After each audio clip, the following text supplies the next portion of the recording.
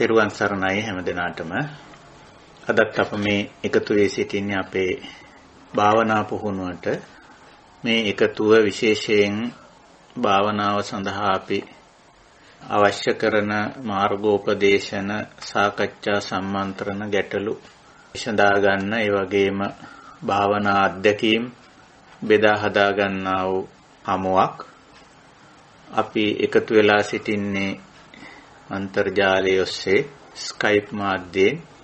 අද විවාහාර වර්ෂයෙන් 2021 වර්ෂයේ නොවැම්බර් මාසයේ 22 වෙනි දා සඳුදා දවසක්. මේ අපි කියන්නේ ශ්‍රී ලංකාවේ කැලෙන්ඩරේ සහ ශ්‍රී ලංකා වේලාවෙන්. වෙනත් රටවල කැලෙන්ඩරේ වෙනස්, වේලාව වෙනස්. කොහොම නමුත් අපි යොදාගත් වේලාවේ අපි හැමදෙනාම මුණ ගැහිලා සිටිනවා. අද ඊටාම ගෞරවයෙන්, කල්යාණ මිත්‍රත්වයෙන් අපි පිළිගනිමු මේ අවස්ථාවට සම්බන්ධ වී සිටින පූජනීය ස්වාමින් වහන්සේලා, මෙහෙණින් වහන්සේලා ඇතුළු කල්යාණ මිත්‍ර හැමදෙනාම. අපි ඊටාම උතුම් කාර්යයකට මේ සම්බන්ධ වන්නේ.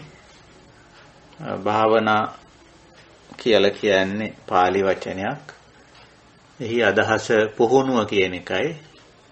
අපි මේ ධර්ම මාර්ගයේදී, නිවන් මාර්ගයේදී ඊට අවශ්‍ය දැනුම එක් පැත්තකින් අපි ලබා ගත යුතුයි.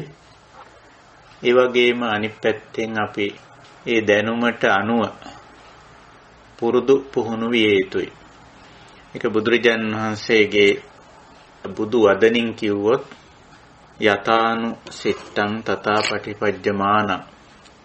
යතා අනුසිට්ඨං කිව්වේ බුදුරජාණන් වහන්සේ යම්කිසි ආකාරයකට දේශනා කරලා තියෙනවද, පැහැදිලි කරලා තියෙනවද, අනුශාසනා කරලා තිබෙනවද, අන්න ඒ ආකාරය, ඒ පිළිවෙල, ඒ ක්‍රමය, ඒ මාර්ගය මනවින් දැනගෙන තථා පටිපජ්ජමාන, ඊට අනුගතව, අනුකූලව එය පුරුදු පුහුණු වීම. පටිපජ්ජති කියලා කියන්නේ පිළිපදිනවා කියලා අපි ඕක සිංහලට පරිවර්තනය කරගෙන තියෙන්නේ. තථා පටිපජ්ජමාන, ඒ බුදුරජාණන් වහන්සේ අනුදැන වදාළ, අනුශාසනා කර පිළිවෙලට අපි පිළිපදිනවා නම් බොහොම ඉක්මනින් මේ ධර්මයෙන්, විනයෙන් අපිට ලබාගත යුතු, ලබාගත හැකි ප්‍රතිඵලය ලැබෙනවා කියන එකයි. උන්වහන්සේගේ අනුශාසනාව, උන්වහන්සේකට කාල නිර්ණයක් කරන්නේ නැහැ. සමහර වෙලාවට කාල නිර්ණය කරන අවස්ථා අපිට කලාතුරකින් මුණ ගැහිලා තියෙනවා. නමුත් ඒ දැන් උදාහරණයක් ඇටියට අපි මේ භාවිත කරන මහා සතිපට්ඨාන දේශනාවේ අගට ගියොත් එහි එක්තරා ප්‍රමාණයකට කාල නිර්ණයක් වගේ දෙයක් දක්වලා තියෙනවා. නමුත් ඒ කාල නිර්ණයත් උන්වහන්සේ නිශ්චිතව, ස්ථිර වශයෙන් දක්වන්නේ නැහැ. අපි මේ සූත්‍රයේ අගට ගියොත් යෝහි කෝච බික්කවේ ඉමේ කත්තාරෝ සතිපට්ඨානේ ඒවම් භාවෙය්‍ය, මේ කියන විදිහට මේ සතර සතිපට්ඨානය මෙසේ වැඩුවොත් ඒවම් භාවෙය්‍ය කියලා කාල නිර්ණය කියනවා, සත්තවස්සානි කියලා. නමුත් මේ සත්තවස්සානි කියන අදහස ස්ථිරව දේශනා කරන්නේ නැහැ උන්වහන්සේ. ඒක වෙනස් කරලා කියනවා චවස්සානි කියනවා, පංචවස්සානි කියනවා, චත්තාරි වස්සානි, ඔය ආදී වශයෙන් වර්ෂ වකවානුත් වෙනස් වෙන්න පුළුවන්. සමහර විට මේ ධර්මයේ සහ විනය තේරුම් ගන්න ශීඝ්‍රතාවය එක පැත්තකින්, අනිත් පැත්තෙන් එය කම්මැලි නැතුව, අලස නැතුව වැඩවෑමෙන් භාවෙය, භාවනා කරන ප්‍රමාණය අනුව ප්‍රතිඵල ලැබෙනවා. ඒක නිසා අපේ කෘත්‍ය, කාර්ය වන්නේ පුළුවන් ඉක්මනින්, පුළුවන් වේගයෙන් මේ ධර්මයේ, විනය මනවින් අවබෝධ කර ගැනීමත්, පුළුවන් තරම් භාවනා කිරීමත්. භාවනා කිරීම කිව්වම මේකෙන් අදහස් කරන්නේ පුරුදු වීම, පුහුණු වීම කියන එකයි. ඉතින් අපි මේ භාවනා හමුවේදී ප්‍රධාන වශයෙන් ඉලක්ක කරගෙන තියෙන්නේ යොමු වෙලා ඉන්නේ භාවනා පුහුණුවට. දැනටමත් අපි හුඟක් කමඨහන් සාකච්ඡා කරලා තිබෙනවා. ඉතින් මේ භාවනා පුහුණුවට අයිති වෙන්නේ මොනවාද? දැන් අපි දන්නවා ඒක. මූලික ශේස්ත්‍ර විශේෂ ශේස්ත්‍ර 3. ප්‍රඥා, සීල, සමාධි. නැත්නම් සීල, සමාධි, ප්‍රඥා. ඔය කොයි විදිහට කිව්වත් මැදට තියෙන සමාධිය බව පේනවා.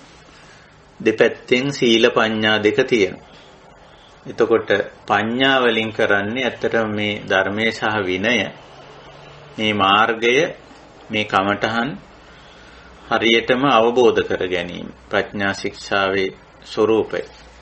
සීල ශික්ෂාව අවංකව උපරිමයෙන් අපි කළොත් සමාධිය වඩන්න විශාල සහයෝගයක් අපිට ලැබෙනවා. ප්‍රඥා වඩන්නත් එහෙම. ප්‍රඥා සමාධි දෙක වඩා ගන්න විශාල සහායක්. ලොකු වටපිටාවක් ප්‍රතිරූප දේශයක් ගොඩ නැගෙනවා සීල ශික්ෂාවේ. ඉතින් ඒකයි සීලේ තියෙන වැදගත්කම. දැන් අපි සීලය ගැන ගොඩක් දේ කතා කරලා තියෙනවා. ගැටලු කාටවත් ඇති කියලා මම හිතන්නේ නැහැ සීලය පිළිබඳ. එහි කොටස් දෙක අපි පැහැදිලි කරගෙන තියෙනවා. ආභි සමාචාරික ආදි බ්‍රහ්මචර්ය වශයෙන් මේවා ගැන කතා කරලා තියෙනවා භාවනාමේ භාවනා වැඩමුළුවේ මුලම සාකච්ඡා අපි සීලය ගැන කතා බහ කරේ. මොකද සීලය නිසා තමයි මේ සමාධියේ පළවෙනි කොටස සම්පූර්ණ කරන්න පුළුවන් වෙන්නේ, සමත කොටස. නැත්තම් අපිට සමතයකට එන්න අමාරුයි සීලෙන් තොරව. අපි සීලෙන් තමයි අත්ත වශයෙන්ම ඔය නීවරණ ධර්ම තලාව බාගෙන ඉන්නේ. යටපත් කරගෙන ඉන්නේ. මුලදී එහෙම ඕන. නීවරණ ධර්ම කියන්නේ අපේ හිතේ ඉස්මතු වෙලා එන යම්කිසි නාම ධර්ම ප්‍රමාණ නාම ධර්ම සමූහයක්. මේ නාම ධර්ම ටික සමහර වෙලාවට කඩාපනින ගතියක්, ආවේගාත්මක ගතියක් ඇති වෙලා ඒක වචනයෙන් සහ ක්‍රියාවෙන් ක්‍රියාවත් වෙනවා. එතන වචනයේට ගියොත් තමයි ඒක ඒ ආවේගයේ නිදහස් වෙන්නේ. එහෙම නැත්නම් ක්‍රියාවකින් ඒක ක්‍රියාත්මක වෙන්න ඕනේ. එතකොට තමයි ඒ ආවේගය නිදහස් වෙන්නේ. ඒකෙන් ලැබෙන සහනය. නැත්තම් මනසේ තියෙනකන් ඒක අසහනයක්. ඒක ක්‍රියාත්මක වෙන්න ඕන වචනයෙන් හෝ ක්‍රියාවෙන්. ඉතින් වචනයෙන් සහ ක්‍රියාවෙන් ක්‍රියාත්මක වෙනකොට විශේෂයෙන් නීවරණ මට්ටමට වැඩිච්ච නාම ධර්මයක්. නැත්නම් අපි කියන අකුසල චේතනාවක් කියලා සරලව කියමු.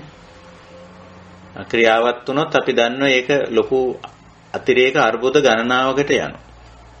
වචනයෙන් ක්‍රියාත්මක වුණත් ඒකේ අතිරේක අර්බුද ගණනාවක් ඇති කරනවා. ඊළඟට කායික ක්‍රියාවක් හැටියට එලි දැක්කුණොත් ඒත් එහෙමමයි. එතකොට මොකද වෙන්නේ? අපිට අර සමාධිය සහ ප්‍රඥාව වඩන්න තියෙන වැඩිම සඳහා අවශ්‍ය කරන විවේකය, සංසුන් සංහිඳියාව, ප්‍රතිරූප දේශය, එවැනි සාමකාමී වටපිටාව සම්පූර්ණයෙන් බිඳ වැටෙනවා. එතකොට ප්‍රඥා සමාධි වැඩිවීමක් ගැන හිතන්න අමාරුයි. අර සීලෙන් වෙච්ච අඩුපාඩුව හදන්න අපිට වෙනම විශාල වෑයමක යෙදෙන්න වෙනවා. සීලෙන් වෙන අඩුපාඩු හදන එක හරිම අමාරුයි. ඒවට මොකද අධිකරණ, දණ්ඩන ඔය වගේ දේවල් එනවා. එතකොට උදාහරණයක් හැටියට අපිට දඬුවමක් විඳින්න වුණොත් සමහර අය මුළු ජීවිත කාලයම හිරගත වෙලා ඉන්නේ. ඒ සීලමය දෝෂයකින් ඒක වෙලා තියෙන්නේ.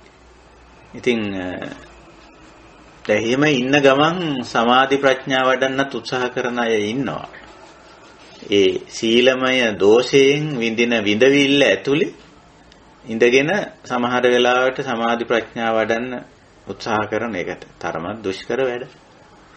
අපි මේ ගත කරන ලෞකික ජීවිතේ සමහර වෙලාවට මේ සීලමය දෝෂවලට තමයි මේ ගෙවන්නේ, මේ විඳවන්නේ. වෙන දෙයකට නෙමෙයි. ඉතින් ඒක ගැඹුරින් දැක්ක කෙනෙකුට තමයි ඒක තේරෙන්නේ.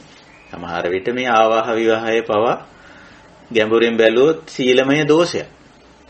නමුත් ඒකට සෑහෙන ගෙවන්න වෙනවා. ඒකට සෑහෙන කඹරන්න වෙනවා. ඒක ඇතුලේ සමත මට්ටමටවත් සමාධිය ගේන එක හරිම දුෂ්කරයි.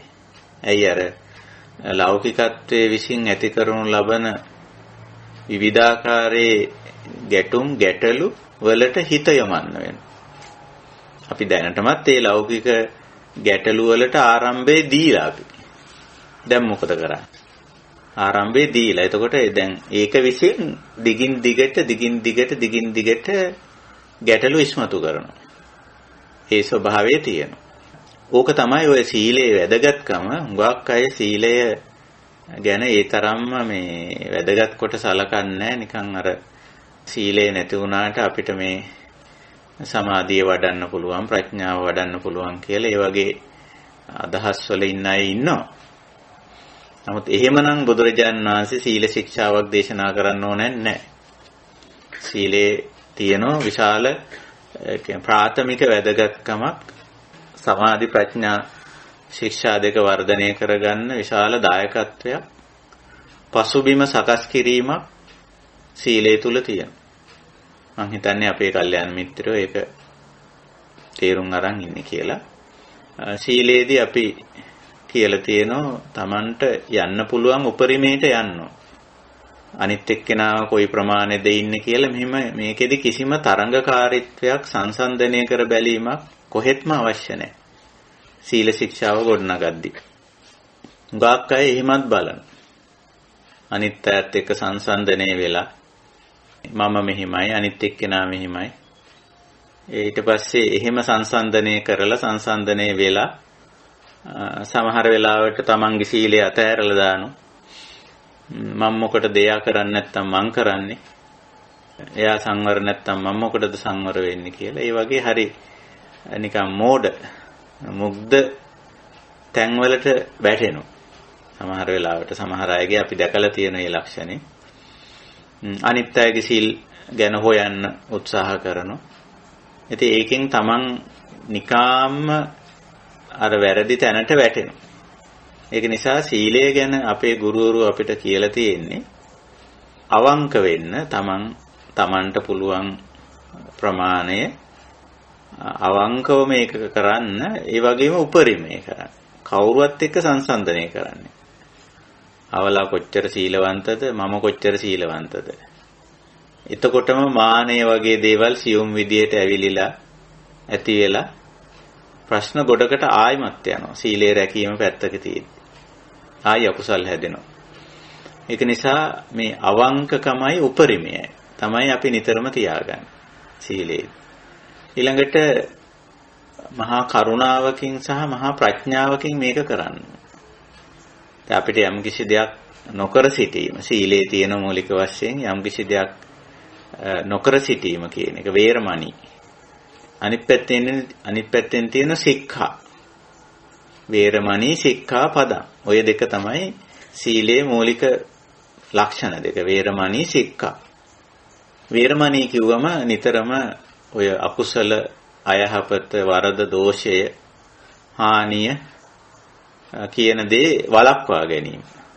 වැළැක්වීම අර්ථයෙන් වේරමණී කියන්නේ. එතකොට ඇයි වළක්වන්නේ කියන කාරණේ හිතන්න. ඒක ප්‍රඥාවෙන් තේරුම් ගන්න ඕන කාරණයක්. මේක වැළැක්ුවේ නැති වුණොත්, මේකෙන් වැළකුණේ නැති වුණොත් මොකද්ද වෙන්න පුළුවන් දේ? ඒක ප්‍රඥාවෙන් තේරුම් අරන් තියෙන්න ඕන. එහෙම නැතුව ශ්‍රද්ධාවෙන් පටන් ගන්න අපි සීලය කොහොමදත්. නමුත් ශ්‍රද්ධාව මදි සීලය ඉස්සරහට ගෙනියන්න. ශ්‍රද්ධාව ශක්තිමත් නැහැ. මම මෙතන ශ්‍රද්ධාව කියන්නේ අපි ගුරුවරයා කියලා තියෙන නිසා, බුදුරජාණන් වහන්සේ දේශනා කළ නිසා ශ්‍රද්ධාවෙන් සමාදන් වෙලා රකින්න පටන් ගන්න අපි. ඒක අවශ්‍යයි. නමුත් ශ්‍රද්ධාව මදි සීලය ඉස්සරහට ගෙනියන්න. ඒ නිසා සීලය ප්‍රඥාවට මාරු කරගන්න ඕන.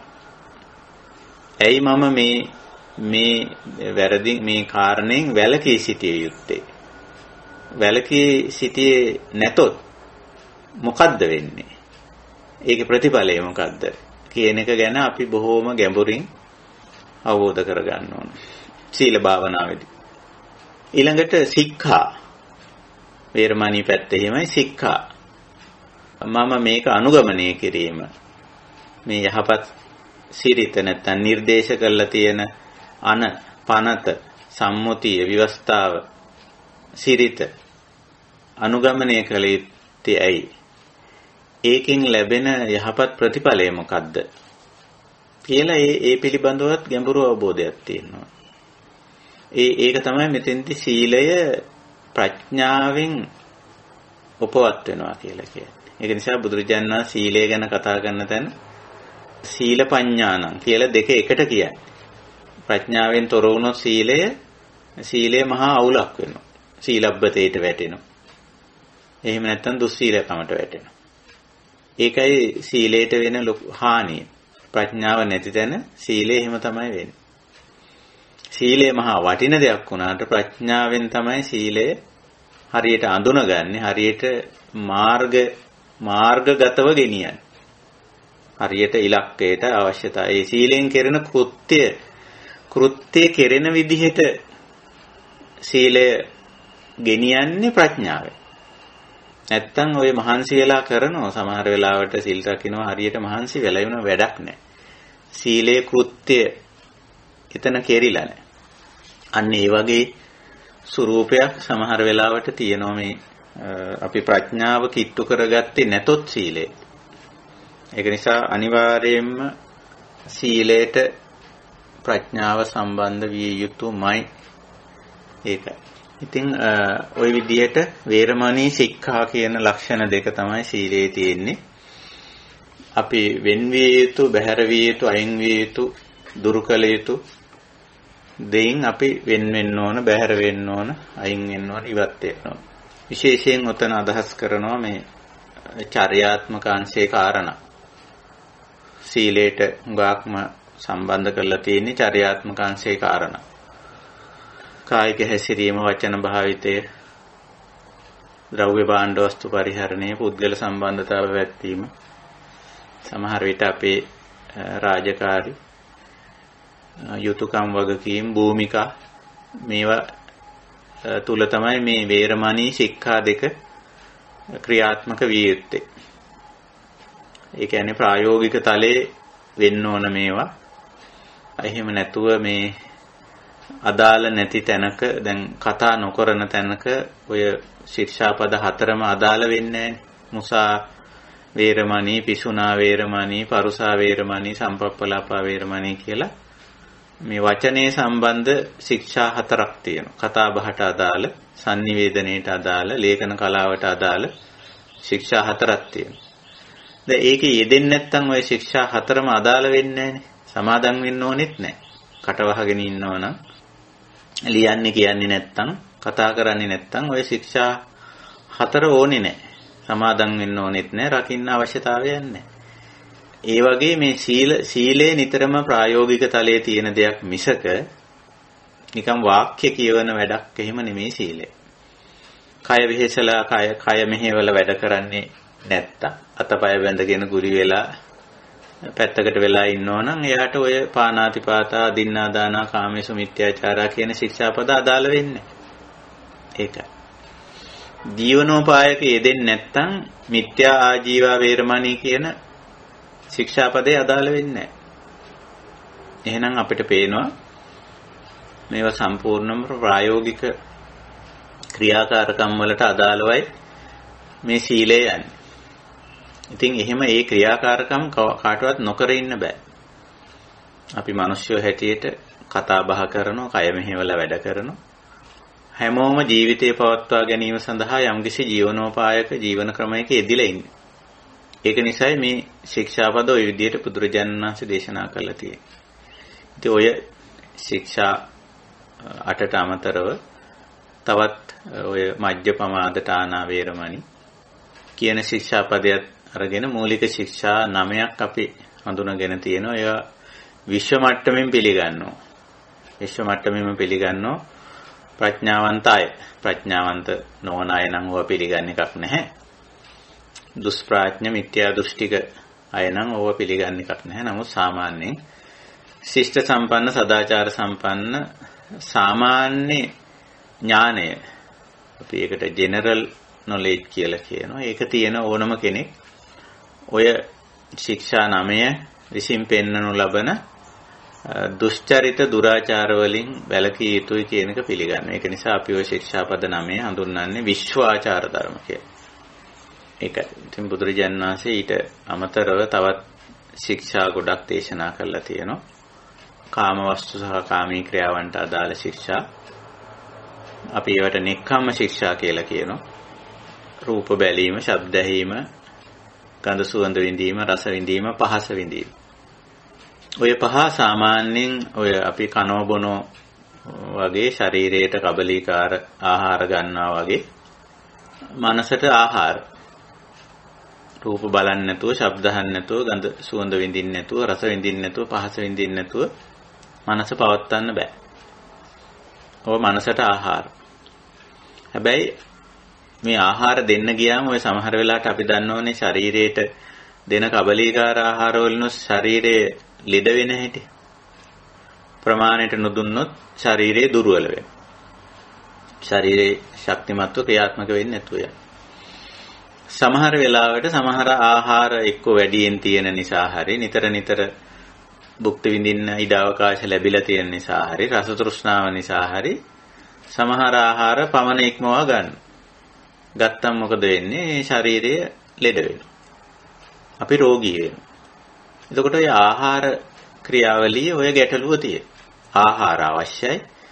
ආහාර අඩු වුණොත් ශරීරය පවතින්නේ නැහැ.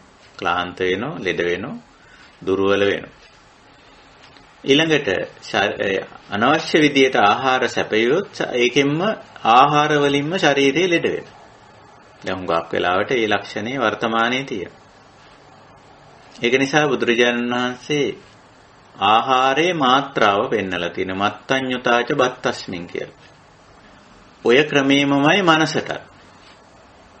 මනසෙදි කියන්නේ දිත්තේ දිත්ත මත්තං. එතනත් අන්න මත්තං මාත්‍රාව දක්වලා තියෙනවා. නොදක ඉන්න නොබල ඉන්න කියන එක නෙමෙයි කියන්නේ. දිත්තේ දිත්ත මත්තං. සුතේ අපි අහන්න ඕන. ඇහුවේ නැතොත් මනසට ආහාරය ලැබෙන්නේ. හැබැයි සුතේ සුත මත්තං. ඒකේ මාත්‍රාව අපි දැනගෙන තියෙනවා. ඊළඟට මුතේ අපිට විඳින්න ඕන. නාසයෙන්, දිවෙන්, කයෙන්. විඳේ නැතොත් මනසට අවශ්‍ය ආහාරය ලැබෙන්නේ නැහැ. හැබැයි මුතේ මුත මත්තං. විඳීමේ මාත්‍රාව දැනගෙන තියෙනවා. ඊළඟට විඤ්ඤාත මනසට යම් යම් දේවල් අලුතෙන් දැනගන්න අවශ්‍යයි. විඥානනය කර ගැනීම අවශ්‍යයි. ඒකෙත් මාත්‍රාව විඤ්ඤාතේ විඤ්ඤාත මත්තං දැනගෙන තියෙනවා. ඒක තමයි අර ශරීරයේ පැත්තේදී කිව්වේ බත්තස්මින් මත්තඤ්ඤු කියලා. ශරීරයට දෙන එතන බත්ත කිව්වේ ශරීරයට දෙන කබලීකාර ආහාරවලට. ඒකේ මාත්‍රාව දැනගන්නවා වගේම අපි මනසට දෙන දේවල් වල මාත්‍රාව දැනගන්නවා. ඒක යම් ප්‍රමාණයකට පාලනය කරගන්න තමයි ඔය නික්කම්ම ශික්ෂා දේශනා කරලා තියෙන්නේ. විකාල භෝජන, අබ්‍රහ්මචර්යා, නච්ච ගීතවාදිත විසූක දස්සන, මාලා ගන්ධ විලේපන ධාරණ මණ්ඩන විභූෂණ, සයන, උච්චා සයන, මහා සයන. ඔය වගේ ඔය දක්වලා තියෙන්නේ ඒක. ඕවයින් කියලා තියෙන්නේ ඕවයින් සම්පූර්ණ වලකින්න නෙමෙයි. වැලැක්වුවොත් වෙන්නේ මනස අවුල් වෙන්නේ. ඉස්සර වෙලාම එන්නේ මානසික ආතතිය. ඊළඟට මානසික වෙහෙස. තවත් දුරටත් මේක උග්‍ර වුණොත් mental disorder කියලා කියන්නේ. depression disorder. සරල මානසික විකෘතිතා, සංකීර්ණ මානසික විකෘතිතා දක්වා යනවා. ඒක නිසා මේ බුදුදහම එහෙම මානස විකෘති කරගන්න වැඩක් නෙමෙයි. මනසට දෙන ආහාරය හරියට අඳුනගෙන ඒකේ මත්තඤ්ඤු මාත්‍රාව හරියට දැනගත්තම මනස පවත්ව ගන්න පුළුවන් හරියට. අන්න එතකොට අර කය මනස දෙකම අපි සංසුන්ව පවත්ව ගන්නකොට එතන එනවා අන්න කායික මානසික සංහිඳියාවක්. අපි ඕකට කියනවා බොජ්ජංග ධර්මවලදී අපි කතා කරා පස්සද්ධි, කාය පස්සද්ධි, චිත්ත පස්සද්ධි කියලා මට්ටම. ඒක වර්ධනය කරගන්න සීලය සෑහෙන පමණකින් දායක වෙනවා.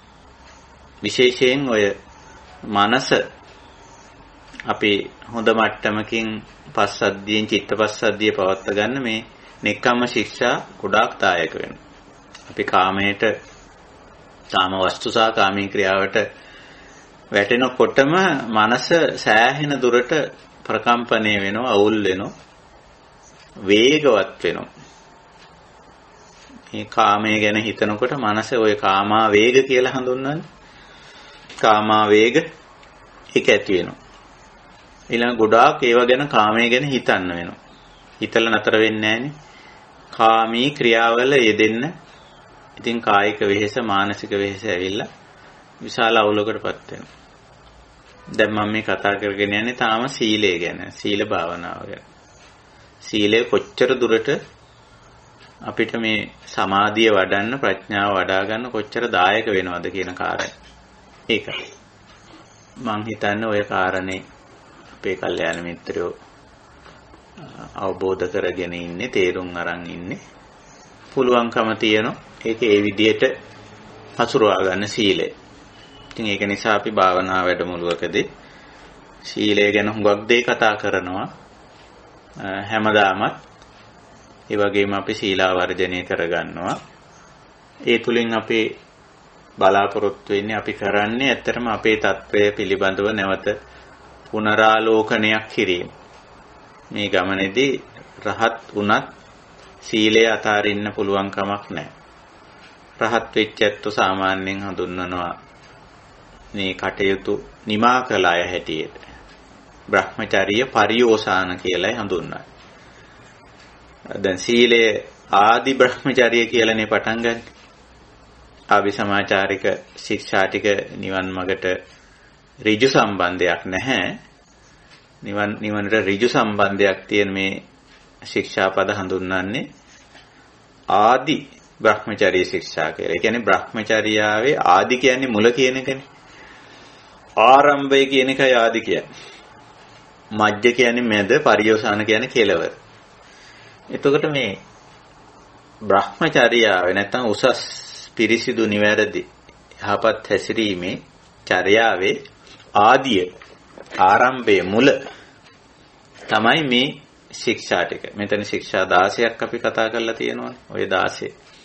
ඊළඟට මම කිව්වා මධ්‍යයට එනකොට තියෙන්නේ ටිකක් වෙනස්. ප්‍රඥාවෙන්, කරුණාවෙන් යන වැඩක් තියෙන්නේ මධ්‍ය සීලේදී. ඒ කියන්නේ මධ්‍යේ බ්‍රහ්මචර්යාවේදී තියෙන්නේ. ඒක එතනදී තමයි ඔය කුද්දානුකුද්දක, අනුමත්ත වජ්ජ කියන දේවල් හමු වෙන්නේ. ඒව සම්පූර්ණ මේ ප්‍රඥාවෙන් තේරුම් අරගෙන අපි ඒව අනුගමනය කරන්නේ. ශික්ෂා පද හැටියට පැනවිලා නැහැ මජ්ජේ බ්‍රහ්මචර්යාව තුල. දැන් උපසම්පදා සීලය එහෙම එකක්. උපසම්පදා වෙනකොට භික්ෂුවක් හෝ භික්ෂුණියකට ශික්ෂාපද සමාදන් කරවීමක් නැහැ. හැබැයි ධර්මයේ විනය පිළිබඳ ගැඹුරු වැටහීමක් තියෙන්න ඕන. ඒ ධර්මයේ විනය ඇතුලෙන් තමයි බලන්නේ යමක් දිහා. යමක් කළ යුතුද නැද්ද? මේක කළ යුතුද නැද්ද? මේකේ ප්‍රමාණය මොකක්ද? මේක කොච්චර දුරට නිවනට බාධා වෙනවද, නිවනට දායක වෙනවද කියලා. එපමණකින් ඒක වර්තමාන මොහොතේ තීන්දුව කරන කාරණයක් ඒක. එහෙම දේවල්. ඉතින් ඒවට නිදර්ශන නම් සමහර වෙලාවට සාකච්ඡා වෙලා තියෙන ওই විනය පිටකේ වගේ දේවල් වලට ගියයින් පස්සේ එක්තරා ප්‍රමාණයකට ඒවට අදාළ නිදර්ශන සාකච්ඡා වෙලා තියෙනවා. විනය පිටකේ තියෙන ඔය ශික්ෂාපද ඔක්කොම වගේ භික්ෂු භික්ෂුණීලට අදාළව තමයි සාකච්ඡා වෙලා තියෙන්නේ, ඉදිරිපත් වෙලා තියෙන්නේ. ඉතින් ඒවා නිදර්ශන ඇත්තටම. කුඩා දේවල් ගැන පවා සැලකිල්ල දක්වලා තියෙනවා. සමහර වෙලාවට ඒවයි තියෙනවා මේ සමාජ සම්මුති වගේ දේවල්. ඉතින් මේ සම්මුතිය අදාළ නම් වර්තමානයේ වෙන්නේ සමාජ මතයක් තියෙනවා නම් ඒ මතයට ගරු කිරීමක් එතන අවශ්‍යයි. එහෙම මතයක් නැත්තම් වැඩක් නැහැ. එහෙම නැති තැනක නැහැ. ඒක කෙලින්ම ප්‍රඥාවෙන් තේරුම් අරගෙන තමයි කරන්නේ. සමාජ සම්මුතියක් තියෙනවා නම් ඒකට ගරු කරනවා. එච්චරයි. එහෙම නැති තැන නෑ. දැන් මම සරල උදාහරණයක් කියන්න. අපි හාමුදුරුවෝ සමහර රටවල් වලදී වාහන පැදගෙන යනවා. ඒ කියන්නේ ඩ්‍රයිවිං ලයිසන් එක අරන් තියෙනවා. ඒ වගේම වාහන පදිනවා. ඒකේ කිසි වැරැද්දක් නැහැ. මොකද එතන සමාජ සම්මුතියක් නැහැ. ඒ රටවල් වල.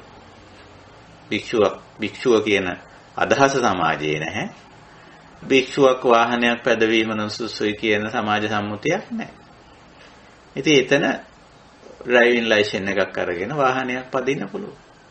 ඒකේ කිසිම ගැටලුවක් නැහැ. නමුත් සමහර රටවල් වල භික්ෂුවක් වාහනයක් පැදවීම සුදුසු නැහැ කියන සමාජ සම්මුතියක් තියෙනවා. ඒක සම්මුතික කාරණයක් මිසක අපේ ශීලයට සම්බන්ධ කාරණයක් නෙවෙයි. එවැනි අවස්ථාවක මොකද කරන්නේ?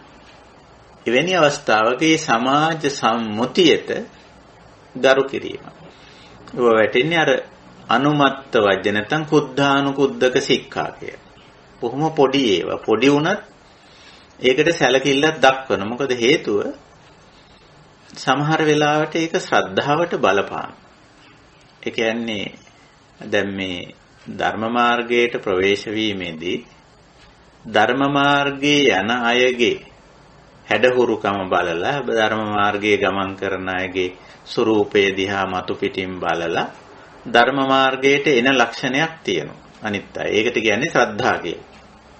තාම ධර්මයේ අනුගමනය කරලා ඒකෙන් ලබාගත් ප්‍රතිඵලය අත්දකලා ඇති කරගත්තර ආකාරවතී ශ්‍රද්ධාවට ඇවිල්ලා නැහැ. අපි හැමෝම මේ ධර්ම මාර්ගයට ඇවිල්ලා තියෙන අමූලිකා ශ්‍රද්ධාවෙන් තමයි. කවුරු හරි දිහා බලලා දැන් බුදුරජාණන් වහන්සේ දිහා බලලා උන්වහන්සේගේ කායික හැසිරීම වචන භාවිතය උන්වහන්සේගේ සංවර භාවය හැසිරීම දිහා බලලා තමයි මොකදෙනෙක් උන්වහන්සේගේ ශ්‍රාවක භාවයට ඇවිල්ලා තියෙන්නේ. පස්සේ තමයි උන්වහන්සේගේ ප්‍රතිපදාව පෞද්ගලිකව අනුගමනය කරලා ඒකෙන් ලබාගත් ගැඹුරු සැනසීම ඇතුලේ ධර්මයේ කෙරෙහි අර ආකාරවති ශ්‍රද්ධාවට එන්නේ. නමුත් මේ මූලික වශයෙන් අමූලික ශ්‍රද්ධාවට බලපානවා අපි අපේ ජීවිතයේ තියෙන පොඩි පොඩි කාරණා.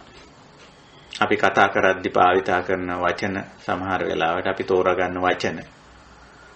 අපේ කායික හැසිරීම, අපි පුද්ගලයන් සමග ගනුදෙනු කිරීම. සමාජ සම්මුති වලට කොච්චර දුරට එකඟව කටයුතු කරනවද නැද්ද? ඔය කරණීයමෙත් සූත්‍රයේ කියන ඔය කාරණා ටික ගත්තොත් උගාක්ම එහෙමයි. අත්ත කුසලේන කරණීයන් කියලා බුදුරජාණන් වහන්සේ ඒක පටන් ගන්නෙ. ඒවයි තියෙනවා සමහර වෙලාවට ඔය අප්පකිච්චෝ ලහුක වුත්ති සන්තින්ද්‍රියෝ නිපකෝ අප්පගබ්බෝ වගේ කාරණා උගාක් වෙලාවට ශ්‍රද්ධාවට බලපාන. ධර්ම මාර්ගයේ යන කෙනෙක් කතා බහ කරන විදිහ, හැසිරෙන විදිහ, ආදව්‍ය භාණ්ඩ වස්තු පරිහරණය කරන විදිහ, පුංචි දේ ගැනත් සැලකිල්ලෙන් වැඩ කරනකොට අනිත් එක්කෙනාගේ ශ්‍රද්ධාව ඇති වෙනවා. ප්‍රසාදය අපි ඔකට පසාද කියලා කියන්නේ. ප්‍රසාදය ඇති වෙනවා. ඉතින් මේ ප්‍රසාදය අනුව අනිත් එක්කෙනත් ධර්ම මාර්ගයට යොමු වෙනවා. ඒක නිසා ඔය මජ්ජේ බ්‍රහ්මචර්යාවේදී සීලේ ටිකක් ඉහළ මට්ටම මේ කතා කරන්නේ. මජ්ජේ බ්‍රහ්මචර්යාවට එනකොට සම්පූර්ණම වර්තමාන මොහොතේ ප්‍රඥාවෙන් සතියෙන් හොඳට සැලකිල්ල දක්වලා අවධානය යොමු කරලා තමයි යම්කිසි ආචාර ධර්මයක් රකින්නේ හෝ ප්‍රතික්ෂේප කරන්නේ. එතෙන්දී අපිට හමු වෙන්නේ ඊටාම කුඩා දේවල්, සියුම් දේවල්. අනුමත්ත වජ්‍ය, කුද්ධානුකුද්දක සික්ඛා හමු වෙන්නේ ඔතෙන්දී තමයි. ඉතින් ඔය මට්ටමත් ඉක්මවා ගියාම තමයි ඉක්මවා යනවා කියලා කියන්නේ ඔය ආදි බ්‍රහ්මචර්යය සහ මධ්‍ය බ්‍රහ්මචර්යාවට අයිති ශික්ෂාපද අතහැරලා දානවා කියන එක නෙමෙයි. ඒවා ਸਰව සම්පූර්ණ වශයෙන් අවබෝධ කරගෙන පිළිපදින මට්ටමට ආවම තමයි හඳුන්වන්නේ බ්‍රහ්මචර්ය පරියෝසాన කියලා. හතන් වහන්සේ හඳුන්වන්නේ බ්‍රහ්මචර්ය පරියෝසాన පුද්ගලයා හැටියට. එතකොට අර සීලය පිළිබඳ අඩුපාඩුකම් මොකොත්ම නැහැ. මොකොත්ම නැහැ. ඒක පරිපූර්ණ තත්වයටපත් වුණු කෙනෙක්. කම්ප්ලීට් පුද්ගලෙක් කියන්නේ පරිපූර්ණ කියන අදහස ඔය රහතන් වහන්සේගේ තියෙන. ඉතින් ඔය සීලය ගැන මම ටිකක් කතා බහ කරේ. හොඳයි අපි එහෙනම් සීලාවර්ජන කරලා අපි කමඨහන් වලට යමු. හැමදෙනාම තම තමන් ඉන්න ඉරියව් වලට නැවත වතාවක් මදක් අවධානය යොමු කරන්න. කය පහසුවෙන් තියාගෙන ඉන්නවද මේ මොහොතේ? එහෙම අපහසුතාවයකට ගොදුරු වෙලා තියෙනවා නම් ශරීරය නැවත වතාවක් සංසුන් කරගන්න, තැම්පත් කරගන්න. වම් පාය දකුණු පාය, වම් කකුල දකුණු කකුලට අවධානය යොමු කරලා යටි කය පහසු ඉරියව්වකට ගන්න. ඊළඟට උඩුකය බඩ පපුව බෙල්ල හිසට හොඳට සතිමත් වෙලා සිහිය උපද්දලා පහසු විදියට තියාගන්න ඍජුව. වම් අත දකුණු අත දෙකටත් අවධානය යොමු කරලා Tamanට වඩා පහසු ඉරියව්වක ඒ දෑත් තියාගන්න. තියාගෙන කය සැහැල්ලු කරගමු, පහසු කරගමු.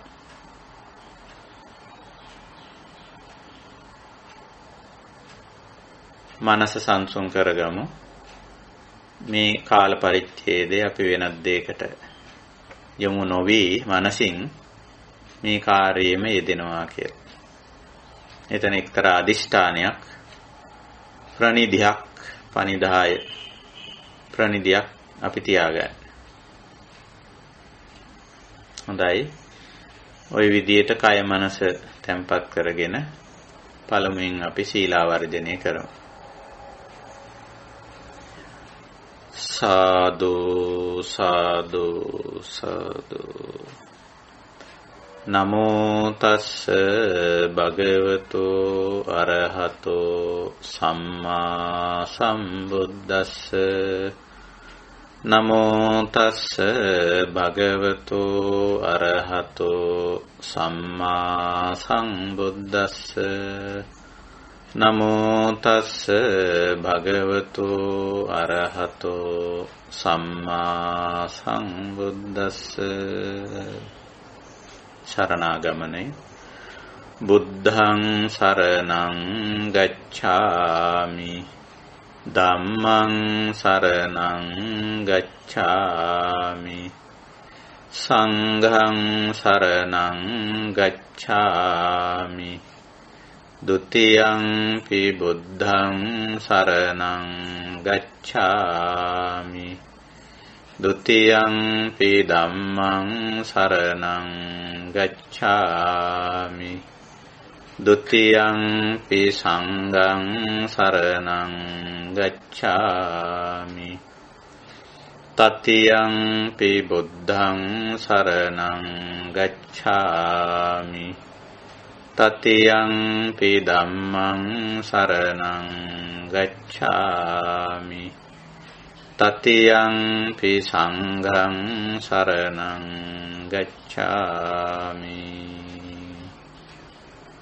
शीलावर्जने विश्व आचार धर्म पानातिपाता वेरमणि सिक्खापदं समादियामि अदिन्नादाना वेरमणि सिक्खापदं समादियामि कामेषु मिच्छाचारा वेरमणि सिक्खापदं समादियामि मुसावादा वेरमणि सिक्खापदं समादियामि पिसुना वाचा वेरमणि सिक्खापदं समादियामि परुषा वाचा वेरमणि सिक्खापदं समादियामि संपप्पलापा वेरमणि सिक्खापदं समादियामि मिच्छा आजीवा वेरमणि सिक्खापदं समादियामि सुरामेरय मज्जपमा दट्टाना वेरमणि सिक्खापदं समादियामि. नेक्खम्म शिक्षा අබ්‍රහ්මචර්යා වේරමණී සික්ඛාපදං සමාදියාමි. විකාල භෝජනා වේරමණී සික්ඛාපදං සමාදියාමි. නච්ච ගීත වාදිත විසූක දස්සනා වේරමණී සික්ඛාපදං සමාදියාමි.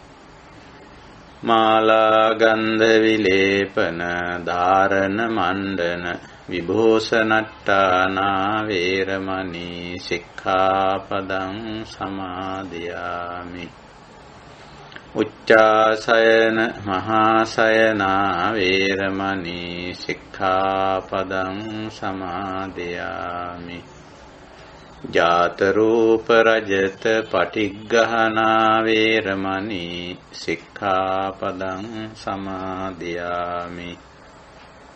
මෙත්තා විහරණං සමාදියාමි. සාදු සාදු සාදු. ඔය අපි සිහිපත් කරගත්තේ ආදි බ්‍රහ්මචර්ය ශික්ෂා පද්ධති. බුදුරජාණන් වහන්සේ විටින් විට දේශනා කරලා තිබෙනවා මේ ආදි බ්‍රහ්මචර්ය ශික්ෂා පද්ධතිය. ඉතින් අපි ඒක අවංකව උපරිමේ ආරක්ෂා කිරීමයි කරන්නේ. ඒක තමයි සීල භාවනාව. එතනින් එහාට ප්‍රඥා නිම්මලල්ල පුළුල් වෙන්න අපිට තේරෙන්න පටන් ගන්නවා මජ්ජේ බ්‍රහ්මචර්යාව කොහොමද කියලා. ඊට අදාළ ශික්ෂා මොනවද කියලා අවබෝධ වෙන්නේ ප්‍රඥා නිම්මලල්ල පුළුල් වෙන ප්‍රමාණයට තමයි. ඉතින් ඒක පුළුල් කර ගැනීම කරන්නේ අපි ප්‍රඥා ශික්ෂාවෙන්. ප්‍රඥා භාවනාවෙන්. ඒකට තමයි අපි හුඟක් වෙලාවට අපි මේ දවසක් කර දවසක් බුද්ධ දේශනා සාකච්ඡා කරන්නේ, සූත්‍ර දේශනා සාකච්ඡා කරන්නේ. මේ සාකච්ඡාවලදී අපිට මේ ආචාර ධර්මීය අංශයේ සියුම් තැන්, ඊටාම සියුම් තැන් හමු වෙනවා. අන්න ඒක තේරෙනවා අපිට. අවබෝධ වෙනවා, වැටහෙනවා. ඉතින් එතකොට අපි මේ ආචාර ධර්මීය අංශවල ඊටාම සියුම් තැන් ගැන පවා සැලකිලිමත් වෙනවා.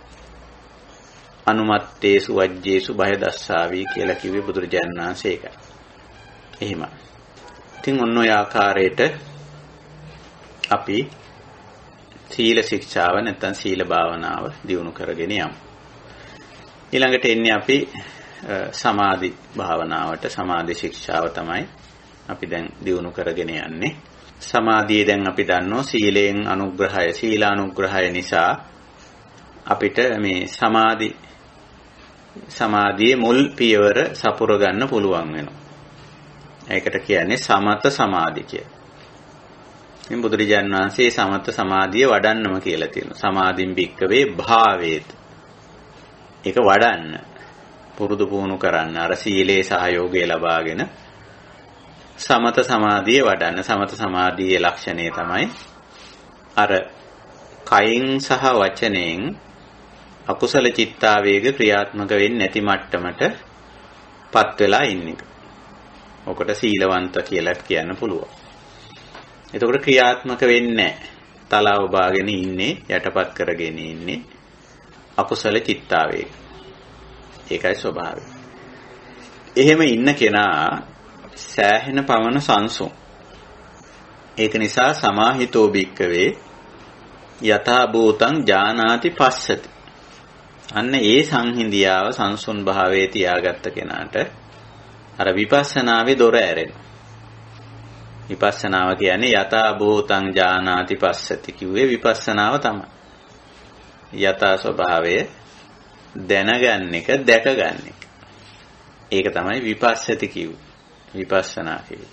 ඒ යථා ස්වභාවය දැනගත්තම, දැකගත්තම අර තවදුරටත් තලාව බාලා තිබිච්ච, යටපත් කරගෙන තිබිච්ච, මැඩපවත්වගෙන තිබිච්ච ක්ලේශ ධර්ම ටික අයින් වෙලා යනවා.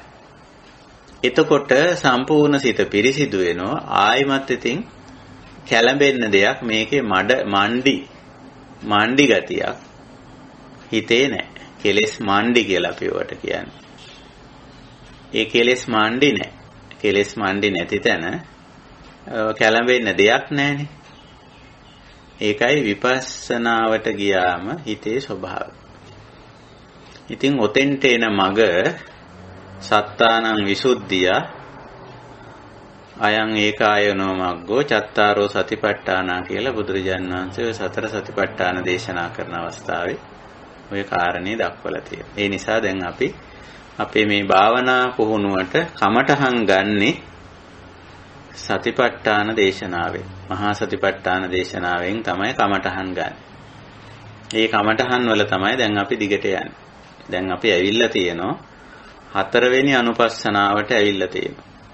කායානුපස්සනා පහු කරලා වේදනානුපස්සනා චිත්තානුපස්සනා පහු කරලා ධම්මානුපස්සනාවට ඇවිල්ලා තියෙනවා. ධම්මානුපස්සනාවෙත් අපි කමඨහන් 3ක් පහු කරලා තියෙනවා. හතරවෙනි කමඨහනේ ඉන්නේ. අපි ඒ කොටසට කියන්නේ බොජ්ජංග කියලා. ධම්මේසු ධම්මානුපස්සී විහෙරති සත්තසු බොජ්ජංගේසු.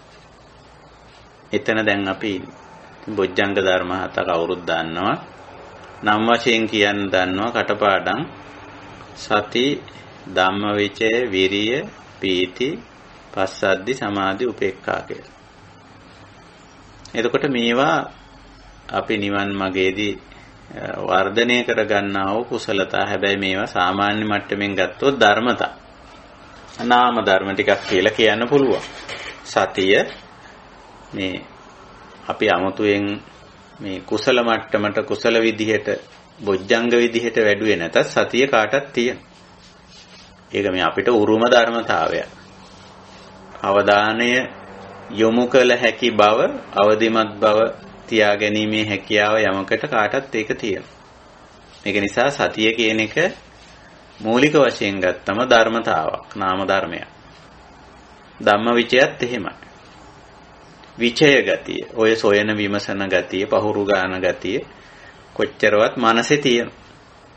හොයන මොකද එහෙම වෙන්නේ කොහොමද, මෙහෙම වෙන්නේ කොහොමද, එහෙම උනේ මොකද, මෙහෙම උනේ මොකද, එළියට නොකියුවට මනසේ තියෙන ඔය විචය ලක්ෂණය. ඒක තියෙනවා. ඊළඟට විරියක් තියෙනවා. යම් දේවල් එක්ක පොරබදන ගතිය මනසෙන් ඒක තියෙනවා සාමාන්‍ය. අතාරින්න නැතුව ඒකත් එක්ක ඒක ගන්න හෝ වෑයම් කරනවා, නැත්තම් දුරු කරන්න වෑයම් කරනවා. ඒ පොරබදන ගතිය තියෙනවා. විරිය. ওই ලක්ෂණ සාමාන්‍යයෙන් තියෙනවා. පීති පස්සද්දි ඒවත් එහෙමයි. සමාධි උපේක්ෂා ඒවත් ඡායා මාත්‍ර වශයෙන් හරි තියෙනවා. මොකද ධර්ම මාර්ගයේදී කරන්නේ, නිවන් මාර්ගයේදී කරන්නේ ඕවා ඉලක්කගතව නැත්තම් හරියට යොමු කරලා වඩන.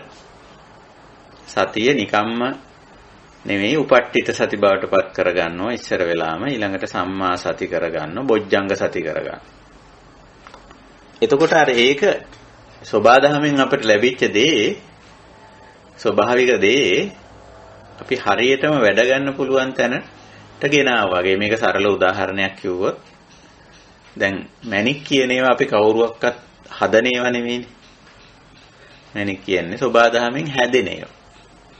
ඊට අදාළ පරිසරයක පසේ මහා පොළොවේ ස්වභාවිකව ඒක නිර්මාණය වෙන දෙයක්. මැණික් ගල කියන්නේ. ඉතින් ඕක තමයි ඔය හැම ධර්මතාවකම මූලික අවස්ථාව, සබාධමේ නිර්මාණ. ඉතින් ඕක තියෙනවා. ඉතින් ඇති වෙලා පැවතිලා නැති වෙලා යයි මැණික් ගල් කියන්නේ. අනික් ගල් වගේම. නමුත් අපි මොකද කරන්නේ? ඕක හාරලා ගන්නවා. හොදලා ගන්නවා. හාරලා හොදලා ගන්නවා. හොදලා අරන් අපි මොකද කරන්නේ? ඊට පස්සේ ඕක කපනවා. උපදාලා ඒක යොදන්න ඕන තැනක් තියෙනවා. ඒක භාවිත කරන්න ඕන තැනක් තියෙනවා. භාවිත කරන විදිහක් තියෙනවා. ඒක එතෙන්ට අල්ලන. ශක්තිමත් පාෂාණයක් ඕන තැනට මේක අල්ලනවා. දැන් පාෂාණ වලින් ශක්තිමත් මේක දියමන්ති. අර වේගයෙන් වැඩ කරන තැන් වලට ගෙවි යෑම වේගවත් තැන් වලට ඕක අල්ලනවා. එතකොට මේ ගෙවි යෑම වේගයෙන් වැඩ කරාට මොකද ගෙවි යෑම අඩු වෙනවා. මැණික් වගේව අල්ලන්නෙම හුඟක් මැණික් වල ප්‍රයෝජනේ ඒක. පස්සේ ඉතින් ඔය කණේ කරේ දමා ගන්නත් ඕවා අල්ලගෙන තියෙනවා. ඒක එච්චරම ප්‍රයෝජනයක් නැහැ. කනේ කරේ ඉල්ලගෙන හිටියට මැණික් ගල්වල. ඒ වගේ ඒවයි තියෙන්නේ මේ උඟක්ම අර වගේ ප්‍රයෝජන තියෙන. ගෙවි යාමේ ශීඝ්‍රතාවය අඩුයි. එතකොට වේගයෙන් ක්‍රියාත්මක වෙන ගෙවි යාමේ ශීඝ්‍රතාවය අඩු කරන තැනට ඒක අල්ලන. අන්න හරියට නිසි තැනට භාවිතා වුණා. අපි හාරලා හොදලා අරගෙන කපලා උපදාලා හරියට නිසි තැනට ඇල්ලුවා. ඇල්ලුවම තමයි එකෙන් වැඩක් ගන්න. එතන තමයි මැණිකේ ප්‍රයෝජනේ තියෙන්නේ. නැත්නම් ඒ පාෂාණය, තද පාෂාණනේ ඕවා. මැණික් කියලා කියන්නේ. හැබැයි ඒවයි අවභාවිතේනොත් තියෙනවා. දැන් කණේ කරේ ඉල්ලන් ඉන්න එක ඇත්තටම මේ ඔය තද පාෂාණ වල අවභාවිතයක්. ඒක කණේ කරේ ඉල්ලගෙන හිටියට කිසිම වැඩක් වෙන්නේ නැහැ. නිකන් හැඩේ විතරයි. හැඩේට හොඳයි ඉතින්. ඒකට නිකන් අනවශ්‍ය අදාළ නැති වටිනාකමක් දීලා තියෙනවා. මේක කනේ කරේ දාගෙන හිටියට තද පාෂාණයක් වැඩක් නැහැ. මොකද ඒක ඒ පාෂාණයෙන් ගත යුතු ප්‍රයෝජනෙ ගන්නේ නැහැ. ඒක නිකන් හැඩේට හොඳයි. හැඩේ කියන එක ලස්සනට හැඩේට කියලා අපි කියන එක. එහෙම එකක් හදාගෙන තියෙනවා. ඒ වගේ තියෙනවා ඒවා නිසි භාවිතයන් නෙවෙයි අනිසි භාවිතයන්, අවභාවිතයන්, මිත්‍යා භාවිතයන් ඒවා. ඕකෙන් තේරෙන්නේ ධර්මය අවබෝධ කරගත්ත අයට විතරයි. ඒකයි ඔය දේවල් උතනින් අයින් වෙන්නේ. ධර්ම මාර්ගය යනකොට. අපි දන්නවා මේ ගල් මේ පාෂාණ කණේ කරේ ඉල්ලන් හිටියට වැඩක් නැහැ. ඒක පාෂාණේ ඕන තැනට දාලා වැඩක් ගන්න පුළුවන්. ප්‍රයෝජනයක් ගන්න පුළුවන් කියලා. ඔන්න ඔය විදිහට මේ බෝධිඅංග ධර්මං ඔය නිදර්ශනයක් කිව්වේ. මැණික් කතාව නිදර්ශනයක්. බෝධිඅංග ස්වභාවික ධර්මතා. හැබැයි අපි ඒවා හාරලා අරගෙන අර හොදලා උපමට්ටම් කරලා නිසි තැනට අල්ලනවා වගේ තමයි බෝධිඅංගයක් බවට පත් වෙනකොට හරියට නිවනට අපි ඒක උපකාරී කරගෙන තියෙනවා. නිර්වාණ ධර්මයේ සාක්ෂාත් කරන්න අවශ්‍ය කරන විදිහට සතිය අපි සකස් කරගෙන තියෙනවා. එතකොට බොජ්ජංග සතියට එනකොට අපි ඔය මේ එදිනෙදා වැඩවල සතිය පවත්වන එක නෙමෙයි. හැබැයි අපි පටන් ගන්න එහෙම තමයි. පටන් ගන්න හුස්මට සතිය තියලානේ. ආනාපාන සතියෙන්නේ අපි පටන් ගන්න ඔය වැඩේ. ඊට පස්සේ ඉරියාපත සතියට ඇවිල්ලා සම්පජඤ්ඤ සතියට ඇවිල්ලා සතිය දැන් එක තැනකට ගන්න පුළුවන් වුණාම උපට්ඨිත වුණාම යම්කිසි කාරණයක මුලැමැදාග සතිය පිහිටවන්න පුළුවන් මට්ටමට එනවා අපි. එතකොට දැන් ඔන්න ආහාරලා ගොඩ අරන් උපදාලා ගත්තා වගේ. අර මැණිකේ උපමාවෙන් මම මේ කියන්නේ. උපදාලා ගත්තා වගේ. හැබැයි දැන් ඔය සතිය දැන් අපිට පාවිච්චි කරන්න අර මැණික ඕන්නම් කණේ කරේ ඉල්ලගෙන ඉන්න පුළුවන් අපිට. ඉල්ලගෙන හිටියට වැඩක් නැහැ. මැණිකෙන් ප්‍රයෝජනයක් වෙන්නේ නැහැ. හැඩේට හොඳයි. ඒ වගේ සතිය අපිට පාවිච්චි කරන්න පුළුවන් ඕනනම් මේ ලෞකික වැඩවලට හරිය ලස්සනට පාවිච්චි කරන්න පුළුවන් සතිය. ලෞකික වැඩ හරිය ලස්සනට පිළිවෙලට යනවා. මම ඔක මුල් අවස්ථාවකදී කියලාත් ඇති. සතිය ලෞකික පැත්තට දාපුවාම ඉතින් ලෞකික පැත්ත හරිය ලස්සනයි. මම අර කිව්වේ පිළිවෙලට වැඩ කරනවා, හරි පිරිසිදුකම, පිළිවෙල, ලස්සන, වේලාවට වැඩ කරනවා. නේ? සතියේ පැත්තට දාපුවා. ඉතින් හරිය ආකර්ශනීයයි. අර මැණික් ගල කණේ කරේ ඉල්ලන් ඉන්නවා වගේ වැඩක් ඒක. ඒ උනාට කොච්චර පිළිවෙලට ලස්සනට වැඩ කරත් වේලාවට වැඩ කරන් නිවන් දකින්නේ නැහැ. එතන තියෙන්නේ ක්ලේශ යටපත් වෙලා තියෙන්නේ. කෙලෙස් යට වෙලා තියෙන්නේ. ඒක නිසා ඔය සතිය මේකයි බුදුරජාණන් වහන්සේ බොජ්ජංග සතියක් කරලා තියෙන්නේ. සතිය බොජ්ජංගයක් බෝධිඅංගයක් වෙන්නවා. ඒක ක්ලේශය ඉලක්ක කරලා තියෙනවා. නම් ඔන්න තෙන්ට එනකොට තමයි අර මැණික ඔරලෝසුවට අල්ලන තැන වගේ. ඔරලෝසුවේ අර වේගයෙන් වැඩ කරන බැලන්ස් ටාප් එකේ දෙපැත්තට තියුණු තුඩු දෙකක් සහිත එකට අල්ලලා තියෙනවා වගේ මැණික් ගල් දෙකක්. මැණික් ගලෙන් හරියටම වැඩේ කරන එක. තද්ද පාෂාණයක් භාවිතා වෙන තැනට මේ තද පාෂාණය යෙදිලා තියෙනවා. අන්න ඒ වගේ සතිය බොජ්ජංග සතියක් වෙනකොට හරියට එතෙන්දී ඉලක්ක වෙන්නේ අර කෙලෙස් වලට. කෙලෙස් වලට ඉලක්ක වෙලා තියෙන. ඒව ගැන හොයන්න. එහෙම නැතුව මේ වාජනයේ පිළිවෙලට තිබ්බද පිරිසිදුවට තිබ්බද වෙලාවට ටයිම් ටේබල් එකට වැඩ කරාද කියන එක ගැන නෙමෙයි. ඒක ලෞකික පැත්තෙන් හරි ආකර්ශනීයයි. හරි ලස්සනයි. කවුරුත් ඒකට මේ ගරු කරන සම්මාන දෙනෝ එහෙම තියෙනවා. නමුත් ඒක බොජ්ජංග සතිය නෙමෙයි. ඒකයි ස්වභාවය. ඒක නිසා බොජ්ජංග සතියට එනකොට ඉලක්ක වෙන්නේ ක්ලේශය, ඉලක්ක වෙන්නේ දුක. ඒ පැත්තට සතිය තියලා තියෙන්නේ. ඔන්න එතකොට හමු වෙනවා අදාළ දේ. ගලවන්න ඕන හරියටම නට් එක, බෝල්ට් එක මොකද්ද, බුරුල් කරන්න ඕන එක මොකද්ද කියලා හරියටම තේරෙන්නේ එතකොට තමයි. ඇතුළට යොමු වුණ ගමන් සතිය බොජ්ජංග සතියක් වෙනවා. අර වයිදි සතිය තියෙන්නේ පිට. ලස්සන කරන්න, පිළිවෙල කරන්න, හැඩ කරන්න, අලංකාර කරන්න, සංවර්ධනය කරන්න, දියුණු කරන්න ඕවට තියෙන. ඉතින් ඒවා කෙරෙනවා හැබැයි නැත්තේ නෑ. නමුත් නිවන් දකින්නේ අපි මේ බලාපොරොත්තු වෙන නිබ්බාණය සාක්ෂාත් වෙන්නේ නෑ. ඉතින් සමහර වෙලාවට අපි ඔතෙන්දී මුලා වෙනවා. මොකද අරව පිළිවෙලට පිරිසිදුව ලස්සනට වෙලාවට කලාවට කෙරෙනකොට කෙලෙස් යටපත් වෙලා නේද? හැබැයි පොඩ්ඩක් හරි මේ පිළිවෙල පිරිසිදුකම වෙලාවට වැඩ කරන එක පොඩ්ඩක් හරි එහා මෙහා වෙලා බලන්න ඕන කොහොමද තත්ත්වය කියලා. යටපත් වෙලා තියෙන ක්ලේශය මතුවේ නැහැ. ඒකයි. ඒක නිසා අන්න බොජ්ජංග මට්ටමට එනකොට ඔහොමයි ස්වභාවය. කෙලින්ම ඉලක්කගත වෙලා තියෙන. අදාළ කාරණේට හරියටම යෙදිලා තියෙන. මැණික් ගල අර තද පාෂාණේ හරි තැන ඇල්ලුවා වගේ. ඒකයි තියෙන්නේ. ඉතින් අපි බොජ්ජංග ධර්ම වලින් සති ධම්මවිචේ විරිය පීති පස්සද්දි කියන ඒවා කතා කරා. ඉතින් අපිට ඉතුරු වෙලා තියෙන්නේ දැන් තව බෝධිඅංග ධර්ම දෙකක් කතා කරන්න තියෙනවා. සමාධි උපේක්ඛා. අපි බලමු අද සමාධි ගැන ඩිංගක් උපේක්ඛා ගැනත් මේ දෙකම කතා කරගන්න පුළුවන් වුණොත් වෙලාව තිබ්බොත් එහෙම. බොජ්ජංග සමාධි, බොජ්ජංග උපේක්ඛා. එතකොට සමාධි කොහොමද තේරුම් අරන් තියෙන්නේ අපි? චිත්ත ඒකාග්‍රතානේ. එක අරමුණකට හොඳට හිත විසිරෙන්නේ නැතුව අර උද්දච්ච ගතිය, එක එක අරමුණු වලට යන ගතිය අවම වෙලා හිත එක අරමුණක හොඳට තැම්පත් වෙලා ඉන්නවා. ඒකාලම්බන කියලත් ඕකට පාලියෙන් කියලා තියෙනවා. ඒකග්ගතා කියලත් කියලා තියෙනවා. එහෙම තියෙනවා. ඒකාලම්බන කරගන්න පුළුවන් දැන් හිත. හොඳට Tamanට අවශ්‍ය අරමුණේ තියාගත හැකි. ඒකාලම්බන. එහෙට මෙහෙට පිට යන්න දෙන්නේ නැතුව ඒකග්ගතා කරගන්න පුළුවන්. ඒකෙම තියාගන්න පුළුවන්. ඉතින් ඔන්න කියනවා දැන් හොඳට ආනාපාන සතිය වැඩෙනවා කියලා. පරියංගයට ගියාම හොඳයි. සාවින්නාංශ දැන් හොඳට හුස්මට හිත පිහිටලා තියෙනවා.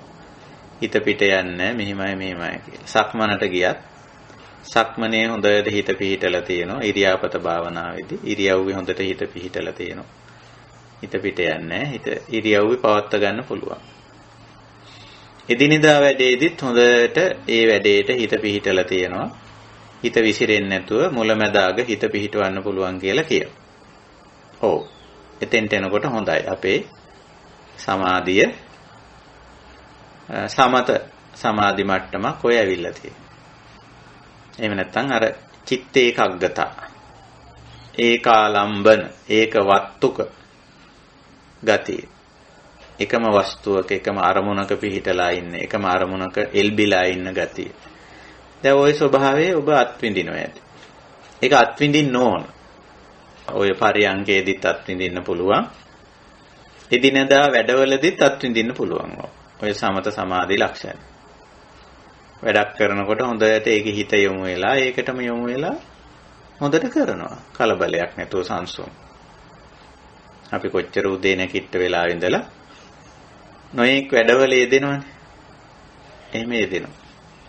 ඒ වයිදී අපිට තේරෙනවා දැන් කලබල නැහැ. හොඳට වැඩේ මුල, මැද, අග හොඳට අවධානය තියාගෙන හිත එකඟ කරගෙන මේ වැඩේ කෙරෙනවා කියලා ලස්සන. ඉතින් හොඳයි. ඔය තමයි සමතෝ.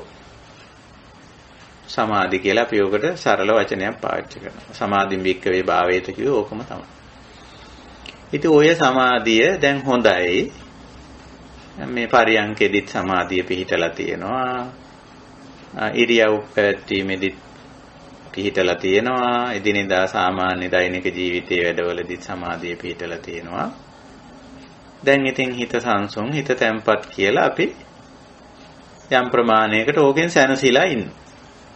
පෞගේ භාවනා වැඩසටහනේදී මම කිව්වා මේ සමාධියටත් හෙන ගහනවා කියලා. ඔය සමාධියට හෙන වදිනවා. අකුණ කියන වචනේ. ඒ කියන්නේ ඕම ඉන්න ඔය සමාධිමත් භාවය කැඩෙනවා. සුණු විසුණු වෙලා යනවා. මොන සමාධියක්වත් නැහැ දැන් හිතේ. ඔය සමාධිය අනිත්‍යයි. අනිත්‍යය. මම ඔය පාවිච්චි කර වචනේ අකුණු සැරක් වදිනවා කියන එක සිංහලෙන් අපි ඒක පාවිච්චි කරන්නේ හෙන ගහනවා කියන. හෙන ගැහුවම මම එදා කිව්වා මේ ආයිගේ ගන්න දෙයක් නැහැ. අපි කිව්වේ අර හෙන ගහපු ගහක ලීයවත් ගන්න නැහැ කියලා ඇඩකට. ඉතින් හෙන ගැහුවොත් මොකුත් ගන්න දෙයක් නැහැ. පැත්තකටම දානවා. ඒ වගේ මේ ඔය අපි වඩාගත්ත සමත සමාධියට හෙන වදිනවා. දැන් ඔන්න ඔය වෙලාවේ තමයි අපිට බොජ්ජංග සමාධියක් තියෙනවද එහෙම නැත්නම් ඊට වැඩිය ලාබාල සමාධියක් තියෙනවද කියලා තේරෙන්නේ. අන්නේ අර විනාශ වෙච්ච සමාධිය තුල කලබල නැතුව ඉන්නවනම් ඒ සමාධිය කැඩිලා දැන් හිත ඒක අරමුණක තියෙන්නේ නැහැ. ඒක අරමුණක තියන් වැඩ කරන්න බෑ. අරකයි මේකයි හිත නොසන්සුන් වෙලා අන්න ඒ වෙලාවේ කම්පා වෙනවා නම් එහෙනම් බොජ්ජංග මට්ටමේ සමාධිය නැහැ. කලබල වෙනවා නම් නොසන්සුන් වෙනවා නම් මං කොච්චර හිත එකලස් කරගෙන හිටියද, කොච්චර හොඳට මගේ හිත සමාධිමත් වෙලා තිබුණාද, දැන් මෙහෙම වෙලා හරම වෙලා අනේ මට මොකද්ද උනේ, එහෙම හිතලා කම්පා වෙනවා නම් සමාධිය බොජ්ජංග සමාධියට ඇවිල්ලා නැහැ.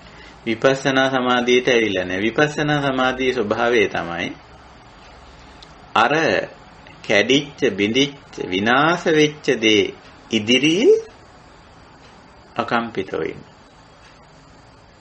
මොකද විපස්සනාවේදී තමයි අපිට උගන්වන්නේ කැඩෙනවා, බිඳිනවා, විනාශ වෙනවා.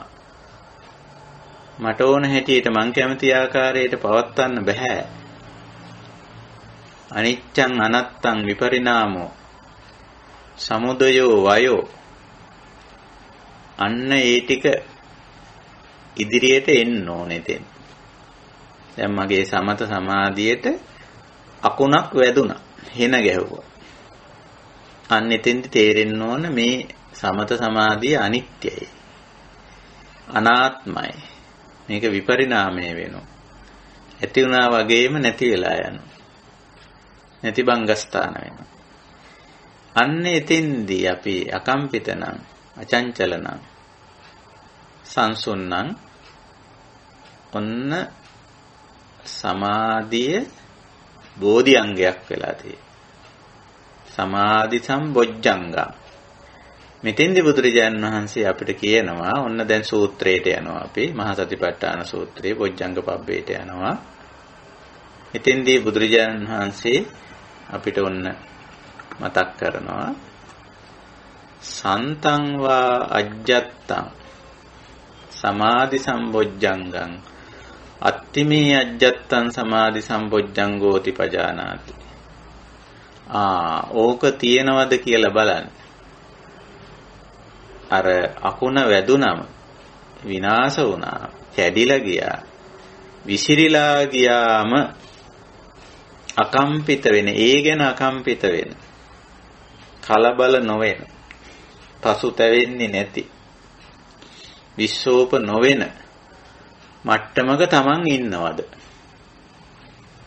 සන්තං වා අජ්ජත්තං සමාධි සම්බොජ්ජංගං. එන්නේ මට්ටම තියෙනවද කියලා බලන්න.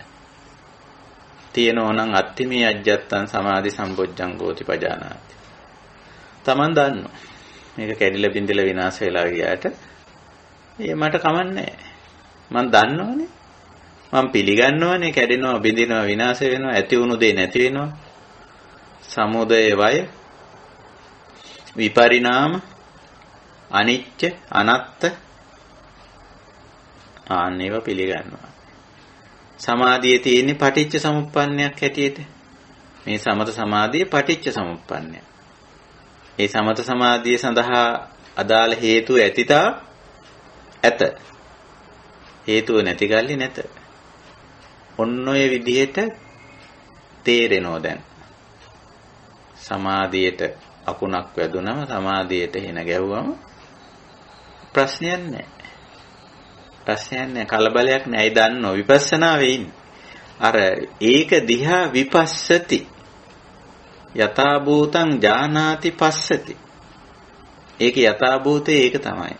සමත සමාධියට හින ගහනවාමයි. ඒක තමයි ඇත්ත. මොකද්ද මේ හින ගහනවා කියන්නේ? අනිච්ඡං අනත්තා විපරිණාමෝ සමුදයෝ අයෝ පටිච්ච සමුප්පන්නෝ. ඕක තමයි මේ කාරණ. මම මේ අකුණු ගහනවා කියලා කිව්වේ ඔන්න ඕකට. අනිච්ඡං කොයි වෙලාවෙ කඩා බිඳ වැටේද කියලා කියන්න පුළුවන්. ඕනම වෙලාවක සමාධිය කඩා වැටෙන්න පුළුවන්. කඩා බිඳගෙන වැටෙනවා. කියන්න බෑ. ඒක තමයි අනිච්චං. ඔහොම ෂණිකව කඩා වැටුනේ නැතත් විපරිණාමෝ ක්‍රමයෙන් සමාධිය සමහර වෙලාවට වැඩි වෙලා ගිහිල්ලා හොඳට තැම්පත් වෙනවා. සමහර වෙලාවට සමාධිය අඩු වෙලා ගිහිල්ලා නැති වෙලා යනවා. කොහොම විපරිණාමයක් සමාධිය දකින්න පුළුවන්. ඒක ඇටි එහෙමයි. ඊළඟට අනාත්තා. අපිට ඕන විදියට සමාධිය අපිට ඕන වෙලාවට ඕන ගන්නට ඉන්නෙත් නෑ යන්නෙත් නෑ. අපි කැමති තාක් කැමති ආකාරයට පවත්වන්නත් බෑ. අනාත්තා. සමුදයෝ වයෝ. ඒ සමාධිය හටගත්තා වගේම අවසන් වෙනවා. ඒක නිකන් සදාකාලිකව තියෙන එකක් නෙමෙයි. ඇති වුණා වගේම නැති වෙනවා සමාධිය. සමාධිය පටිච්ච සමුප්පන්න. සමාධිය හටගන්න හේතුව ආවොත් හටගන්න. පවතින හේතුව ඇතොත් පවතින. සමාධිය බිඳෙන්න හේතුව ආවොත් බිඳෙනවා. ඒකයි පටිච්ච සමුප්පන්නවා. ඔන්න ඔය ටික තේරුම් අරන් ඉන්න එක තමයි විපස්සති විපස්සනා විදස්සනා යතා භූතං ජානාති පස්සති කිව්වේ ඒක. ඇත්තම తත්වයේ දැනගෙන දැකගෙන ඉන්නේ. මොකේ ඇත්තම తත්වය? සමාධි. සමාධිය ඇත්තම తත්වය. සමාධිය අනිත්‍යයි. සමාධිය අනාත්මයි. සමාධිය විපරිණාමයට වැටෙනවා. සමාධිය සමුදය වුණා වගේම වය වෙනවා. සමාධිය පටිච්ච සමුප්පන්න ධර්මතාවක්. එහෙනම් සමාධියට එන ගැහුවට අපි කම්පා වෙන්නේ නැහැ. අන්න ඒ මට්ටමේ නම් අපි ඉන්නේ. ඕක හඳුන්වනවා සමාධි සම්බොජ්ජංගෝ. බෝධි අංගයක් වෙලා සමාධිය. ඒකයි. ඔන්න ඔය විදිහටයි අපි මේ සමාධි සම්බොජ්ජංගය අවබෝධ කරගත යුත්තේ. ඉතින් අපිට බලන්න කියන සන්තං වා අජ්ජත්තං සමාධි සම්බොජ්ජංග ඔය මට්ටමේද තියෙන්නේ කියලා. එහෙනම් හොඳයි. අසන්තං වා නැත්තම් ඒකත් දැනගන්න කියනවා. නත්ති මේ අජ්ජත්තං සමාධි සම්බොජ්ජංගෝති පජානාති. ඒ මට්ටමේ නෙමෙයි තියෙන්නේ. සමාධිය තියෙනවා. හැබැයි සමාධියට අකුණ වැදුනම කම්පා වෙනවා. දුක් වෙනවා.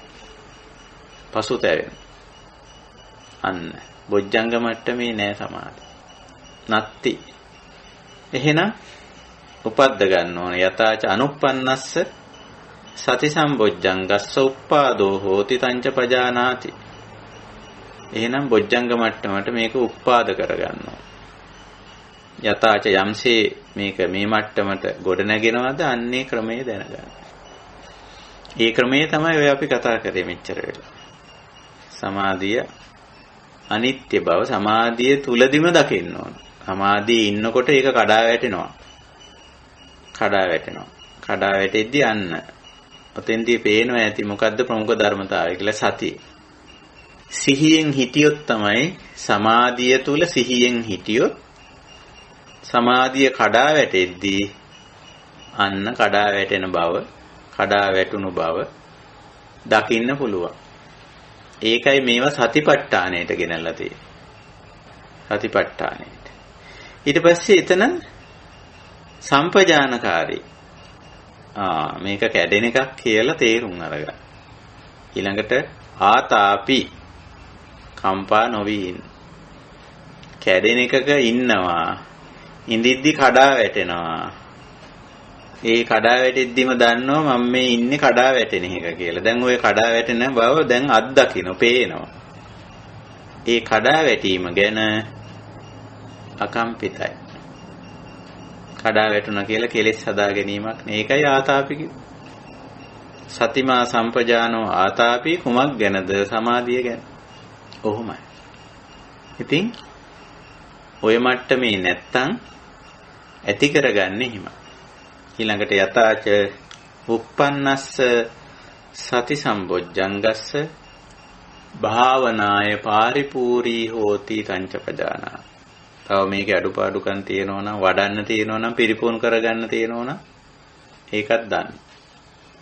තව මගේ අඩුපාඩුකම් තියෙනවා. තව පොඩ්ඩක් මේවා එහා මෙහා වුණාම කලබල වෙන, කම්පා වෙන ගතියක් තියෙනවා කියලා දැනගන්න. තංච පජානාති. ඕකයි. ඔය ඔක්කොම දැනගන්න නම් මේ සතිපට්ඨාන භාවනා ක්‍රමයේ ඇතුලේ උගන්වන මූලික කුසලතා තුන තියෙනවා. සතිමා සම්පජානෝ ආතාපි. ආතාපි වලින් කරන්නේ අර බොජ්ජංග මට්ටමේ පවත්වා ගැනීම. කැඩුනම කැඩුණු බව, කැඩෙන දේක, බිඳෙන දේක, නැසෙන දේක, විනාශ වෙන දේක, පාලනය කරන්න බැරි දේක මේ ඉන්නේ කියන බව දන්නවා. ඒක තමයි සතිය පෙන්වන්නේ අපිට.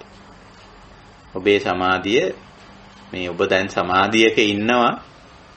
හැබැයි මේ ඉන්නේ කැඩෙන සමාධියක, බිඳෙන සමාධියක, නැසෙන සමාධියක, විනාශ වෙන සමාධියක. Tamanට හසුරවන්න බැරි, කැමැති තාක් කැමැති ආකාරයට පවත්වා ගන්න බැරි සමාධියකයි ඔය ඉන්නේ කියලා පෙන්නලා දෙන්න. ඔහොම ඉඳිද්දී අර සමාධියට ඒ දේ වෙනවා. කඩෙනවා, බිඳෙනවා, නැසෙනවා, විනාශ වෙනවා. අනාත්මයට යනවා. ඔහොම ගියාම විරිය මොකද කරන්නේ? වායාමේ විරිය ආතාපි ගුණේ ඉතින් අකම්පිතව ඉන්නේ. ඒකයි එතන ලක්ෂණය. ඔන්න ඔය විදිහයි සමාධි සම්බොජ්ජංග. මම හිතනවා අපේ කල්යාණ මිත්‍රයන්ට වැටහෙන්නේ නැති. ඕක දැන් උත්සාහ කරන්න තමා තුලින් දකින්න. තමා තුලින් වටහා ගන්න, තමා තුලින් අවබෝධ කරගන්න උත්සාහ කරන්න. මේ මට්ටමේද ඉන්නේ මම ඉන්නේ කැඩෙන, බිඳෙන, විනාශ වෙන, නැසෙන අනාත්මයට යොමු වෙන ධර්මතාවක. ඒක දැන් මුලදී අපි වුණා මේ රූප ධර්ම වලින් තමයි ප්‍රත්‍යක්ෂ කරගත්තේ. මේ රූප ධර්මයේ මේ කෙස් ගහ, මේ දත, මේ කේසා ලෝමා නඛ දන්තා වලින් අපි පටන් ගත්තේ නේ කායानुපස්සන. ඉතින් එතෙන්දී තේරුම් ගත්ත මේ කෙස් ගහ නැසෙන, වෙනසෙන, විනාශ වෙන, ඇති වුණා වගේම නැති වෙන අනාත්මයට යන කෙස් ගහක් තමයි මම මේ තියාගෙන ඉන්නේ. පීරලා උපදාලා තෙල් ගාලා තියන් ඉන්නේ කියලා අවබෝධ කරගත්තා. මේ පීරලා උපදාලා තෙල් ගාලා තියාගෙන ඉන්න කෙස් ගහ කළු වෙලා, මේ සුදු වෙලා, කොට වෙලා, ගැලවිලා ගියට කමන්නේ නැහැ. ඉතින් කම්පා වුණේ නැහැ එතෙන්නේ. ඊගේ ඇටි හිමයි කියලා උපේක්ෂාවට ගියානේ. ඊට පස්සේ ආව වේදනාවටනේ. විඳින ගමනොත් සිහිනුවන පිහිටවාගෙන හිටිය මම මේ විඳින සුඛ වේදනාවට හෙන ගහනවා. දැන් හෙන ගහනවා කියවම දන්නව මොකද්ද කියලා. අනිච්චං අනත්තං විපරිණාමෝ සමුදයෝ වයෝ පටිච්ච සමුප්පන්නෝ. ඔය පහට තමයි මම මේ ඔය වචනේ පාවිච්චි කරන්නේ. ඉතින් වේදනාව විඳිනවා දැන්. හැබැයි විඳින ගමන් දන්නවා මේ විඳින සුඛ වේදනාව, මේ විඳින දුක්ඛ වේදනාව, මේ විඳින අදුක්ඛම සුඛ වේදනාව ඒකට ඔය දේ වෙනවා කියලා. ඉතින් ඔහොම වෙන බව දැනගෙන ඉන්න අතරේ අර වේදනාවට ඒක වෙනවා. විඳිල්ලට ඒක වෙනවා. අකම්පිතයි. අනිශ්චිතෝ විහෙරති නච කිංච උපාදීයති. තවත් ටිකක් ගැඹුරු තැනකට ආවා. චිත්තානුපස්සනාවට ආවා. එක එක සිතිවිලි එනවා. ඒ සිතිවිලි තේරුම් අරන් හිටිය මේ අනිච්චං අනත්තං විපරිණාමෝ සමුදයෝ වයෝ පටිච්ච සමුප්පන්නෝ. ඒවත් එහෙමයි. ඇති වෙලා නැති වෙලා යන. අන්තිමට මේ කුසල සිතිවිලි පවා මහග්ගතං අමහග්ගතං සෞත්තරං අනුත්තරං සමාහිතං අසමාහිතං විමුක්තං අවිමුක්තං කියලා පෙන්නවා එතෙන්දී. මේ වගේ ඒවත් මෙහෙම වෙනවා කියලා. සමාහිතේ අසමාහිතේ වෙනවා කියලා. ඉතින් ඒක තුල අකම්පිතව ඉන්නවා. ඒකයි. අන්තිමට දැන් අපි ධම්මානුපස්සනාවට ආපුවා මේ නාම රූප ධර්ම. නීවරණ පබ්බේදි කන්ද පබ්බේදි ආයතන පබ්බේදි පෙන්නුම් කරා. අන්තිමට දැන් බොජ්ජංග පබ්බේට ආපුවාම මේ කුසල ධර්ම 7 සති ධම්මවිචේ විරිය පීති පස්සද්ධි සමාධි උපේක්ඛා. උපේක්ඛා ගැන අපි කතා කරේ නැහැ. සමාධි ගැන අවධානය යොමු කළේ. කලින් අපි සති ධම්මවිචේ විරිය කතා කළා, ඊළඟට පීති පස්සද්ධි කතා කළා. අද සමාධි ගැන කතා කරා. දැන් මේවා අපි වඩාගෙන තියෙන්නේ.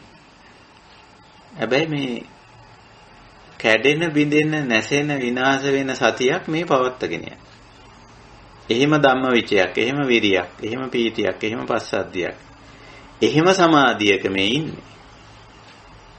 ඒක නිසා කැඩුනට, බිඳුනට, විනාශ වුණාට, නැසුණට, අනාත්මයට ගියාට ගැටලුවක් නැහැ. අකම්පිතයි, අකුප්පා, චේතෝ විමුක්ති. ඒකයි ස්වභාවය. හොඳයි. අපි ඔතනින් අදත් මේ කමඨහන් සාකච්ඡාව අවසන් කරනවා. අපි මේ කතා කරන්නේ දැන් විපස්සනා පැත්තේ කමඨහන්. විපස්සනා සමාධිය පිහිටන්නේ ඔන්න ඔය මට්ටමට ආපුවා. විපස්සනාවෙන් එන සමාධිය.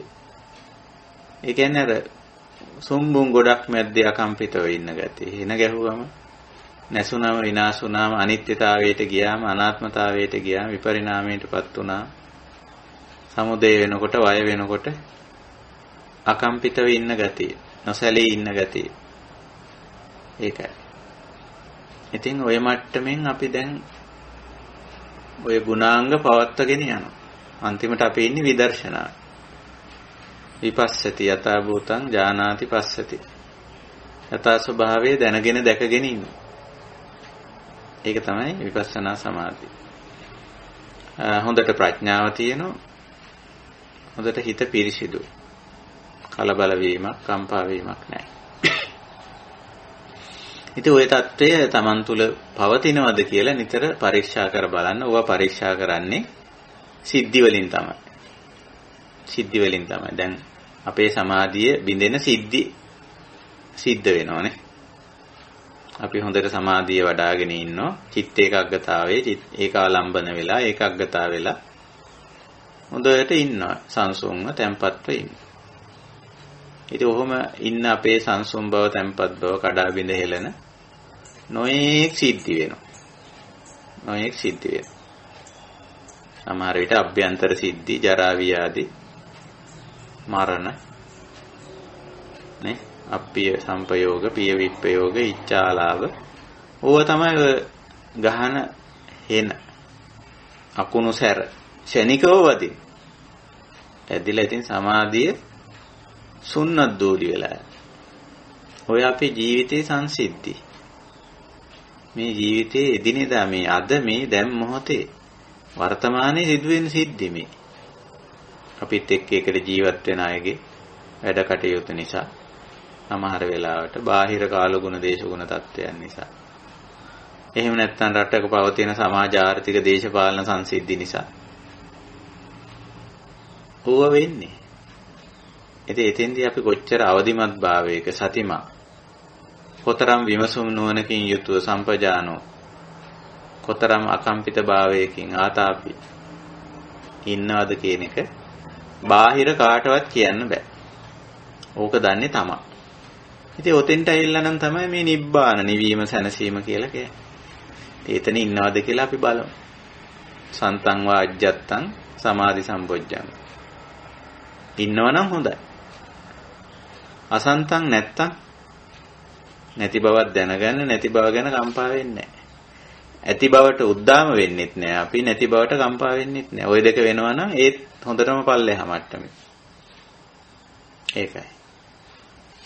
කුසලේ නැත්තම් යථාච අනුප්පන්නස්ස උප්පාදෝ තංච පජානාති. මේක උපදවා ගන්න විදිය අපි දැන් මේ කතා කරන්නේ ඒකමයි. ඒක තියෙන කුසලයේ අඩුපාඩුකම් තියෙනවා නම් ඒවා වැඩි දියුණු කරගෙන අපි ඉස්සරහට යනවා. ඔහොමයි. බෝධි අංග ධර්ම ওই විදියයි. හොඳයි.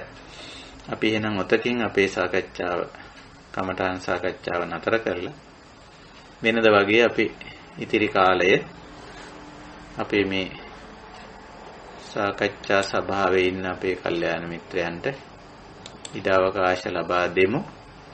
මොනවා හරි අපිට කතා බහ කරන්න දේවල් ගැටළු ප්‍රශ්න ආදී දේවල් තියෙනවද කියලා ඒවට අවධානය යොමු කරමු. වහන්සේ ඔව් කියන්න.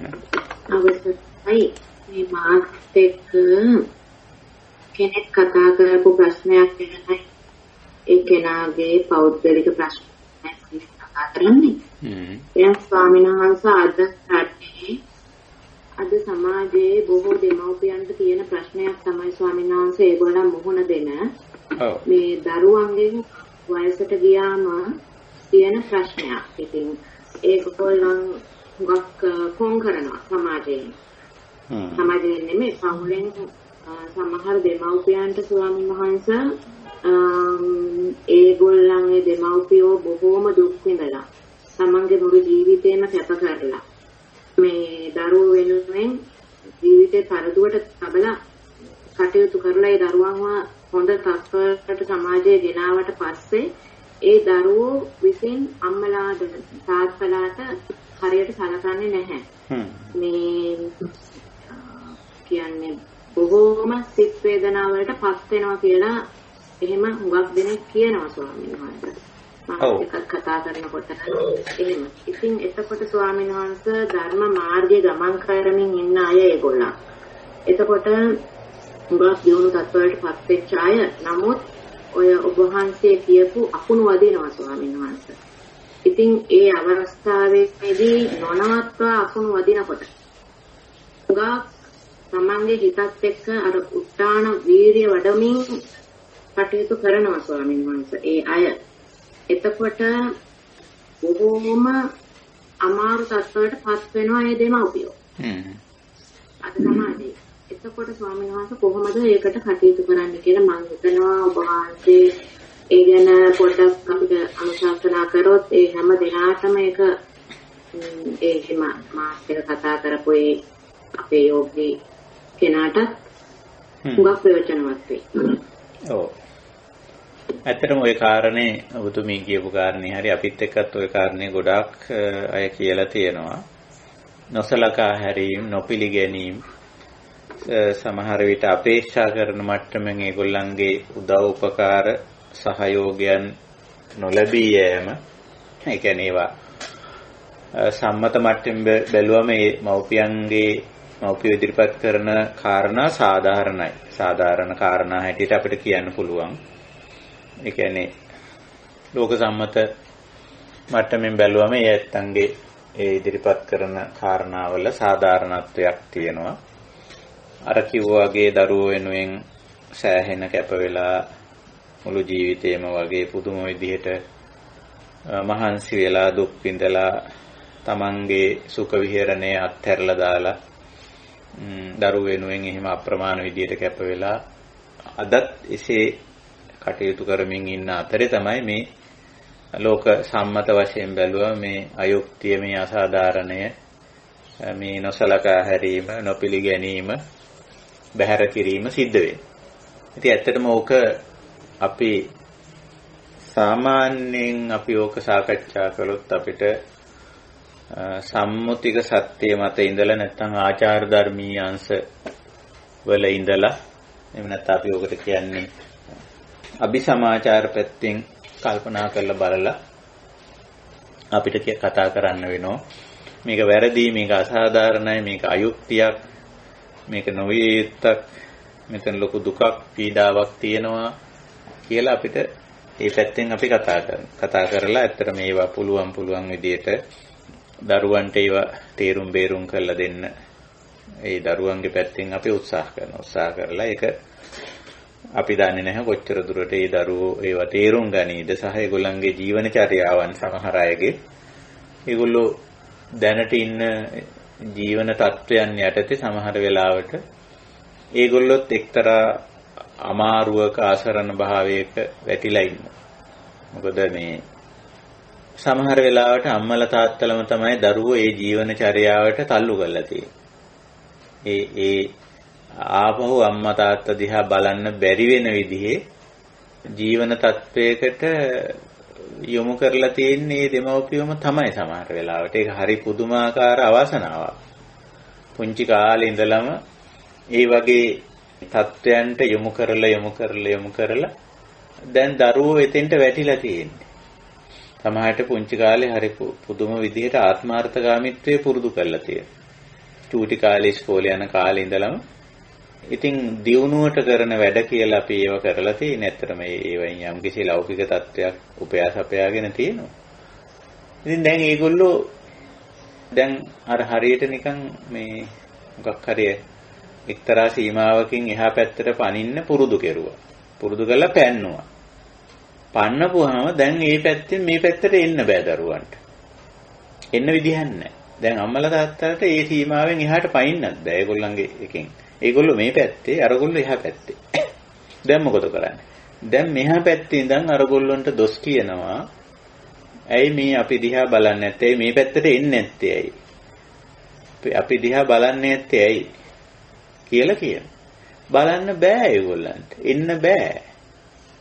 අම්මලා තාත්තලාමයි සමහර වෙලාවට අර සීමාව පන්නලා තියෙන්නේ. දැන් ඒගොල්ලන්ගේ ජීවන චර්යාවන් හරීම සංකීර්ණයි. හරීම කලබලකාරී. අපි කියන්නේ මේ ස්ට්‍රෙස්ෆුල් කියලා කියනවා ඉංග්‍රීසියෙන්.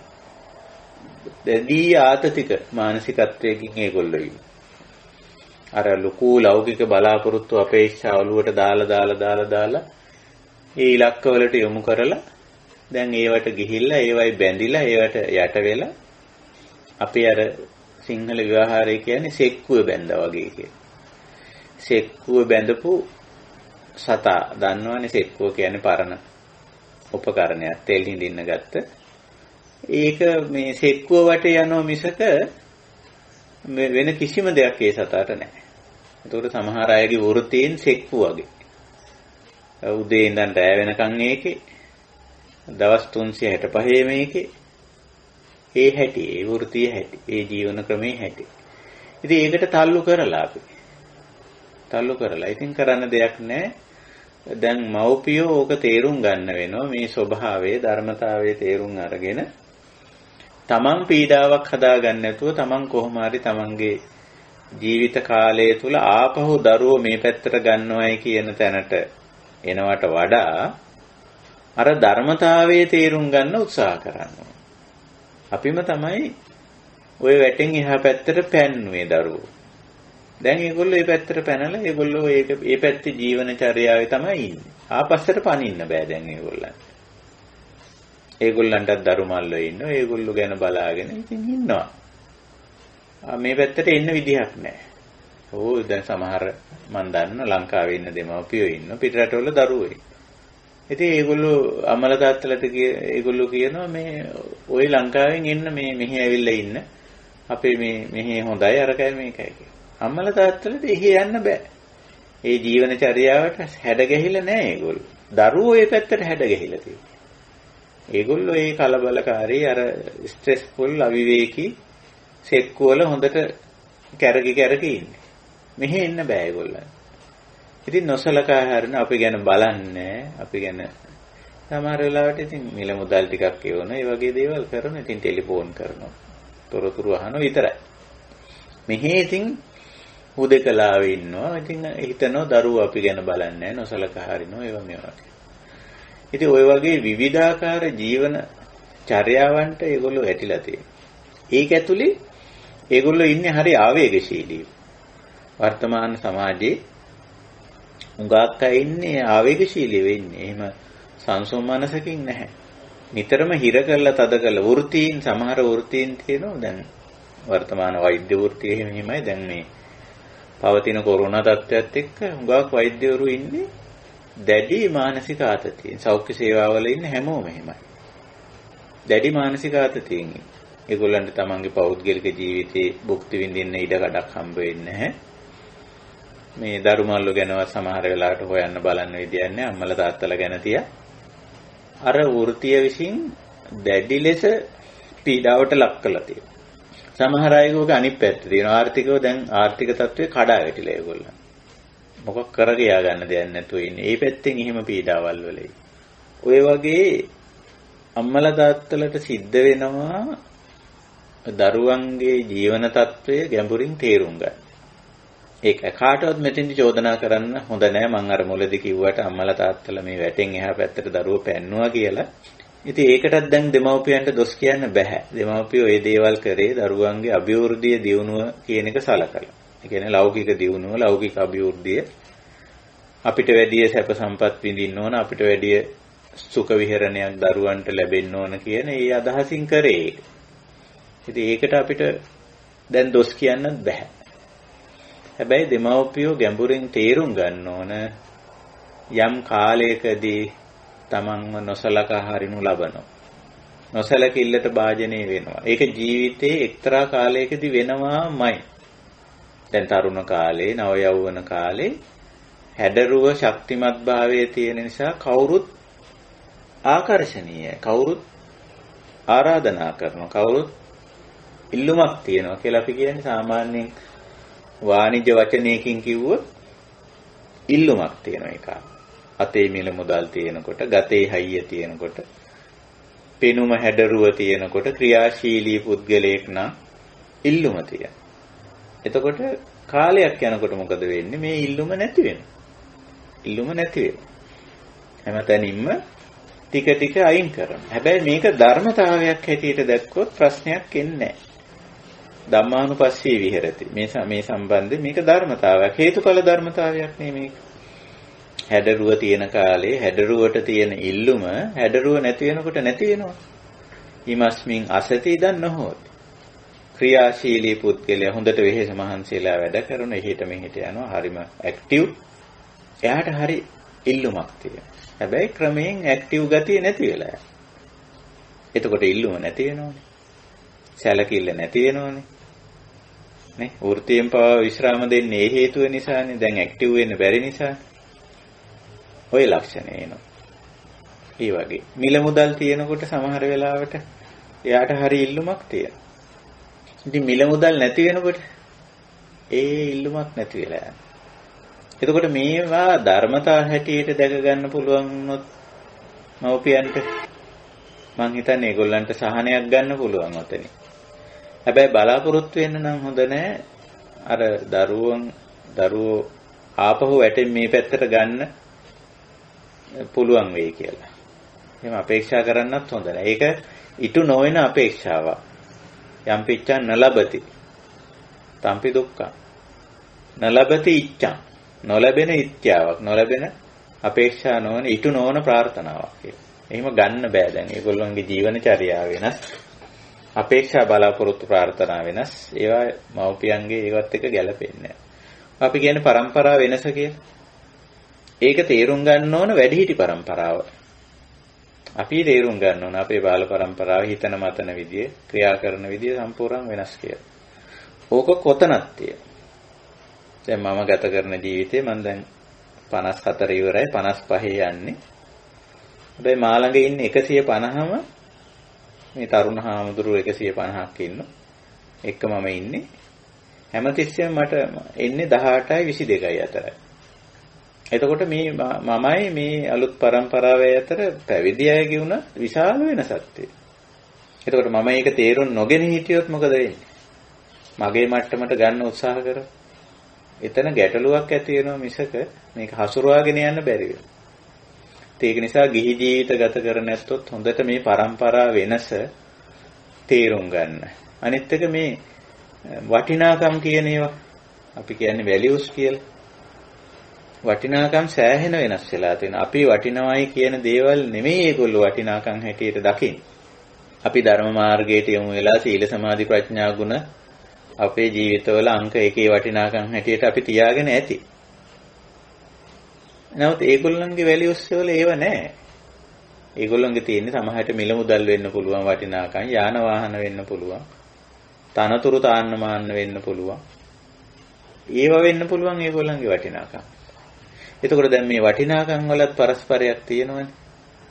මෙන්න මේවා ගැඹුරින් අවබෝධ කරගත්තොත් මං හිතන්නේ ඔය වැඩිහිටි ඇත්තෝ විඳින දුක්ඛ දෝමනස්ස වලින් සෑහෙන ප්‍රමාණයකින් ගැලවෙන්න පුළුවන් කියලා මම විශ්වාස කරනවා. ඉතින් මට හිතෙන්නේ ඕක තමයි මට ධර්මානුකූලව ওই කාරණේට දෙන්න තියෙන උත්තරේ. මේවා ධර්මතා විදිහට දකින්න ඕන. මේ වෙනස්කම්, මේ විපරිණාමය හරියටම අපි අවබෝධ කරගන්න ඕන. හැබැයි යම් දුෂ්කරතා තියෙනවා. ඒක නැත්තේ නෑ. වැඩිහිටි පරම්පරාවට අනිවාර්යයෙන්ම යම් දුෂ්කරතාවලට ලක් වෙනවා.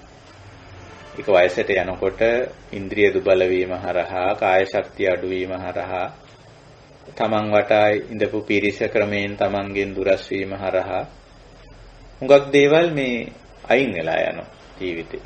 මම ওই ජීවිතයේ සැඳෑ සමය කියලා පොඩි පොතක් ලිව්වා ওই සම්බන්ධේ. ඉතින් ඒකෙන් අපි මතු කරේ ওই කාරණේ ඇත්තට. අවබෝධ කරගත්තොත් මේ ගැටලු එන්නේ නැහැ. හොඳයි, ඕක තමයි මට ওই සම්බන්ධයෙන් කියන්න තියෙන දේ. හොඳයි ස්වාමීන් වහන්සේ. අවසරයි ස්වාමීන් වහන්සේ. ඔව් කියන්නේ. ස්වාමීන් වහන්සේ අපි අද මේ සාකච්ඡා කරපු විදිහට මේ අකුණු වැඩිීමේ අත්දැකීමත් මගේ ජීවිතේ මේ දවස්වල දකින්න ලැබෙනවා. ස්වාමීන් වහන්සේ ඒ අකුණු වෙන අවස්ථාවේ මම මේක මේ ධර්මතාවයක් විදිහට දැකලා බොහොම වීරෙන් ඉන්නකොට ස්වාමීන් වහන්සේ ආයෙත් අකුණු පතිත්ති මට දැනෙනවා අර මගේ තියෙන වීරිය අඩු වෙගෙන යනවා කියන එක ස්වාමීන් වහන්සේ.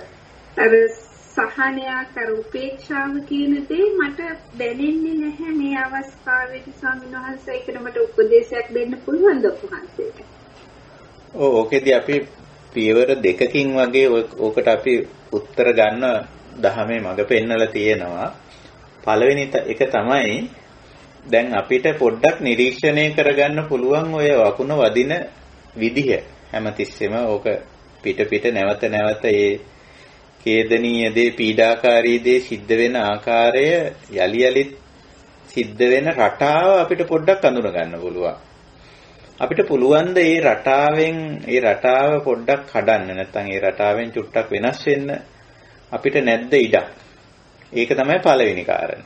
මේකට තියෙන ඉඩ අවකාශ පොඩ්ඩක් වළක්වන එක.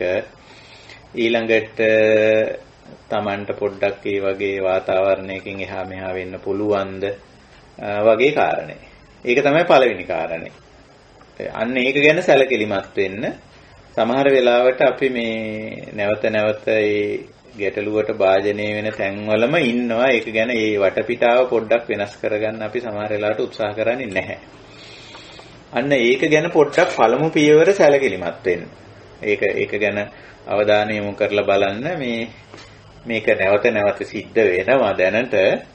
නමුත් මේකෙන් පොඩ්ඩක් මට ඈතට වෙන්න පුළුවන්ද? මේ කාරණෙන් චුට්ටක් දුරස් වෙලා ඉන්න හැකියාව තියනවාද? මොකක් හරි මේ වෙනසක් කරගන්න පුළුවන්කම තියනවාද කියලා. ඒක පළවෙනි පියවර. දෙක අපි දැන් කතා කර කාරණේමයි. දෙවෙනි පියවර නම් විදර්ශනාවම තමයි. අර කුසල ධර්ම තව තවත් තීව්‍ර කරන එක. දැන් ඉවසීම කියන එක ඔතෙන්දී කන්ති ගුණය. මේ ධර්මතාවය පීඩාවක්මයි මේ සිද්ධ වෙන්නේ නැවත. නමුත් ඉවසීමේ පැත්තට පුළුවන් තරම් ඒ කන්ති ගුණය අපි ඔක දරා ගැනීම කියලාත් කියන. හැබැයි මේක දරා ගන්නවා කියලා කියන්නේ අවබෝධයෙන් දරා ගන්නකොට ඒක සෑහෙන දුරක් යන්න පුළුවන්. අනවබෝධයෙන් දරනකොට හරි කෙටි තැනකින් කැඩෙන්න බලනවා. ඉක්මනින් පුපුරා යන්න බලනවා. නමුත් අවබෝධයෙන් දරා ගන්නවයි කියන කේ අදහස අර අපේ ප්‍රඥා නිම්මලල්ල පුළුල් කරගෙන යනකොට ඔය සිද්ධි වලින් අපි ප්‍රකම්පණය වෙන ප්‍රමාණය අඩු වෙනවා. දැන් මම ඕකට කියන උදාහරණයක් තමයි දැන් මේ බෝම්බයක අපි දන්නවා මේ හෑන්ඩ් ග්‍රෙනේඩ් එකක් වගේ නැත්නම් පැති බෝම්බයක් හරි මොකක් හරි ඒක ඇතුලේ තියෙන පුපුරන ද්‍රව්‍ය ටික ඔය තරම් විනාශයක් කරන්නේ ඒක ඇතුලේ තියෙන ඉඩ අඩු කරලා තියෙන නිසා. හැබැයි අපි ලොකු කන්ටේනර් එකක දාලා විශාල ඉඩක් තියෙන කන්ටේනර් එකකට ඔය පුපුරන ද්‍රව්‍ය ටික දාලා පිපිරෙව්වොත් මොකුත් වෙන්නේ නැහැ. ඒකෙන් ලොකු විනාශයක් වෙන්නේ නැහැ. මොකද ඒකේ ඉඩ ලොකු කරලා තියෙන්නේ. ඉඩ විශාල කරලා තියෙන්නේ. මොක මම කියන්නේ මම මේ නූතන නිදර්ශනයක් අරන් කියන්නේ. නමුත් බුදුරජාණන් වහන්සේ ඔක වෙනත් නිදර්ශනයකින් කියලා තියෙනවා. ඒක නිසා අපේ ප්‍රඥා නිම්මලල්ල පුළුල් කෙරුවොත් ඔය පිපිරීම් වල බලපෑම හරි අඩුයි. අපේ ප්‍රඥා නිම්මලල්ල පටු වෙන්න මේ පිපිරීම් වලින් වෙන හානිය වැඩි. ඒක නිසා දෙවෙනි පියවර නිතරම පුළුවන් තරම් මේ ප්‍රඥා නිම්මලල්ල පුළුල් කරගන්න. ඒ කියන්නේ මේ ස්වභාවය ගැඹුරින් අවබෝධ කරගන්න එක. එහෙම අවබෝධ කරගන්න ප්‍රමාණයට මේකෙන් ඇති කරන අර තද පීඩනය අඩු වෙනවා. එතකොට අර ඔබතුමී කිව්වා වගේ මේ වීර්ය අඩු වෙනවයි කියන එක එහෙම වෙන්නේ එක්තරා ප්‍රමාණයකට මේකේ ස්වභාවයේ තේරුම් අරගෙන දරා ගන්න පුළුවන් මට්ටමකට අපි එනවා. ඊළඟට අර මගහැරීම කියන එක මම මුලදී පළවෙනි පියවර හැටියට කිව්වේ පරිවර්ජන. ඕක බුදුරජාණන් සබ්බාසව දේශනාවේදීම කියලා තියෙනවා අපිට. මේ හැමතිස්සෙම වදින්නේ එක තැනකදී නම් එක අවස්ථාවක නම් එක ක්‍රියාවකින් නම් එක පුද්ගලයෙක්ගෙන් නම් දැන් අපිට ওই වදින අකුණ වදින රටාව රිද්මය තාලය අවස්ථාව ගණනය කරගන්න පුළුවන් අපිට පුළුවන් එතනින් පොඩ්ඩක් එහා මෙහා වෙන්න. එතකොට මේකේ වදින සංඛ්‍යාතය නැත්නම් වදින වේග අවස්ථා ගණන එහෙම වුණත් අපි භාජනය වෙන ගණන අඩු වෙනවා සමහර වෙලාවට. ඒක නිසායි බුදුරජාණන් වහන්සේ පරිවර්ජනා කියලා කුසලතාවයක් උගන්වලා තියෙන්නේ. ඒක නිසා බලන්න පළවෙනි පියවර හැටියට මේ අකුණ වදින තැනින් ඉවත් වෙන්න පුළුවන්ද කියලා. 100%ක් නෙමෙයි යම් ප්‍රතිශතයකින් ඉවත් වෙන්න පුළුවන් වෙයි. ඒක. ඊළඟට දරා ගැනීම කියන එක. අවබෝධයෙන් දරා ගැනීම. මේකට හේතුව මේකයි කියලා. සමහර වෙලාවට අපේ ජීවිතේ අපිට උතනින් අයින් කරගන්න බෑ.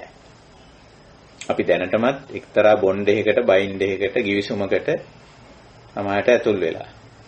ඒ ඇතුල්ලා ආපුවහම මේ අපේ givisum කරුවා givisum කාර්යය හරහා සමහර වෙලාවට මේ අකුණ වදින්නේ අපිට. එහෙම නැත්නම් අපිම හදා වඩාගත්ත අපේ දරුවා හරහා. එහෙම නැත්නම් අපිම ඉල්ලලා ගත්ත ජොබ් එකෙන් වදින්නේ මේක. එහෙම නැත්නම් අපිම ගිහිල්ලා පදිංචි වෙච්ච ජීවන වටපිටාවෙන් වදින්නේ. එහෙම නැත්නම් අපේම ශරීරයෙන් වෙන්නත් පුළුවන්. එහෙනම් දැන් සමහර ඒවායින් අපිට 100% ගැලවෙන්න බැරි තත්ත්වයකුත් තියෙනවා. අන්න ඒව තමයි අර ප්‍රඥා නිම්මලල්ල ඇතුළේදී අපි තේරුම් ගන්න කාරණා. ඒක පුළුල් වෙනකොට අපි ටිකක් මේකට හුරු වෙන අනුගත වෙන ගතියක් එනවා. අනුහුරු වෙන ගතියක් මේක නිකන් අවබෝධයෙන් දරා ගන්න, අවස්ථානුකූලව මගහරින්න, ඉවසන්න මේ ස්වභාවය ගැඹුරින් අවබෝධ කරගන්න මට්ටමට එන. එතනට එනකොට ඔය වීර්ය අඩු වෙනවයි කියන කාරණේ හරියනවා ඇත්තටම. එතන යම් ප්‍රමාණයකට ඒක හරියනවා. ඉතින් ඔය සම්බන්ධයෙන් ඔය ධර්මානුකූලව සහ අපිත් අනුගමනය කරන ක්‍රමේ ඒක. අපි සමහර සිද්ධීන් සිද්ධ වෙනවා නමුත් අපි මගහැරලා යනවා. නැත්තම් අපිට ඒ අකුණ වදිනවා. නමුත් මගහරින්නම බැරි. ඒකේදී අපි තේරුම් ගන්නවා, ඉවසා දරා ගන්නවා. අධිවාසන. සබ්බාසව සූත්‍රයේ ඇසුරින්මයි මම ඕක කියන්නේ මේ. අධිවාසනය කරනවා. අධිවාසනා කියන්නේ ඉතින් දරා ගන්නව අවබෝධයෙන් යුතුව. ඊළඟට අර භාවනා. ඒකට අවශ්‍ය කුසලතාව වර්ධනය කරගන්නවා. එතන අඩුපාඩුකම තියෙන ප්‍රඥාව වෙන ප්‍රඥාව වර්ධනය කරගන්නවා. අඩුපාඩුකම තියෙන සමාධිය නම් සමාධිය වර්ධනය කරගන්නවා. අඩුපාඩුකම තියෙන සීලය නම් සීලය වර්ධනය කරගන්නවා. දැන් මට එක සිද්ධියක් මට මතකයි මම ඔය වගේ ගැටලුවක් ඉදිරිපත් වෙච්ච අවස්ථාවලදී හැමදාම රණ්ඩුවක් යනවා. අඛණ්ඩව මේ රණ්ඩුව යනවා. ගිහිලා අන්තිමට ගුටි ගහ ගැනීමකින් නතර වෙනවා කියලා ඔය සිද්ධියක් මට යම් කිසි දෙන්නෙක් අතර. ඒකට අපි හොයාගෙන ගියාම සීලේ අඩුපාඩුවක් මෙතන තියෙනවා. මොකද්ද සීලේ අඩුපාඩුව? පරුසා වාචා. ඉතින් පරුසා වාචා වැටෙන්නේ සීලේටනේ. එක්කෙනෙක් රළු වචනයක් කිව්වම අනිත් එක්කෙනාත් රළු වචනේ එහෙමම කියලා රළු වචන කියා ගැනීම ඊළඟට යන්නේ අතෙන්ට තමයි. ඉතින් එක්කෙනෙක් අපි එකඟ කරගත්තා පරුසා වාචා වේරමණී. අනිත් එක්කෙනා ඔය රළු වචන කිව්වට කමන්නේ පුළුවන්ද පරුස වචන කීමෙන් වැළකී සිටින්න කියලා. සීලයට දාගත්තා අපි යාව. ඇත්තටම සාර්ථක වුණා. සාර්ථක වුණා කියන්නේ 75%කින් විතර සාර්ථක වුණා. ඉතිරි සාධක වෙනම සාධක වගේ. නමුත් මේ ප්‍රශ්නේදී ඔන්න ඔය වගේ සමහර වෙලාවට අපි සීලයේ අඩුපාඩුකමක් තියෙන අපිට ඒක දැනෙන්නේ. ඒ සීලය සකස් කරන්න ඕනේ ඉතින්. එක්ක සමාධියේ අඩුපාඩුකමක් තියෙනවා. ඒක සකස් කරන්න. එහෙම නැත්නම් ප්‍රඥාවේ අඩුපාඩුකමක් තියෙන. ඒක සකස් කරා. ඒක තමයි බුදුහාමුදුරුවෝ භාවනා කියලා කිව්වේ. ඔය සබ්බාසව සූත්‍රයේදී අන්තිමට කියන්නේ භාවනා. දස්සනා සංවරා පටිසේවන ආදිවාසනා පරිවර්ජන විනෝදන භාවනා. මම හිතන්නේ අපි සූත්‍රය සාකච්ඡා කරලා තියෙන මීට කලින්. හොඳ උත්තරයක් ඕකේ තියෙනවා. ඉතින් අපි ආදිවාසනා පරිවර්ජන ඔය පරිවර්ජනාව හරි වැදගත්. මග අරින්න පුළුවන් තරම්. මග අරින්න. මේක බුදුහාමුදුරුවෝ කියලා තියෙනවා. මග අරින්න කියලා. පුළුවන් තරම් මග අරින්න බලන්න. අවස්ථාව මග අරින්න. ඒ සිද්ධිය මග අරින්න. පුද්ගලයා මග අරින්න. ක්‍රියාකාරකම් මග අරින්න. ඊළඟට ඉතිරි ටික දරා ගන්න උත්සාහ කරන්න. ඉතිරි ටික තේරුම් ගන්න උත්සාහ කරන්න. තමන්ගේ පැත්තෙන් දුර්වලතා තියෙනවා නම් සකස් කරන්න. ඒක තමයි භාවනා කියලා. ওই ටික තමයි ඇත්තටම මට ওই සම්බන්ධයෙන් කියන්න තියෙන්නේ.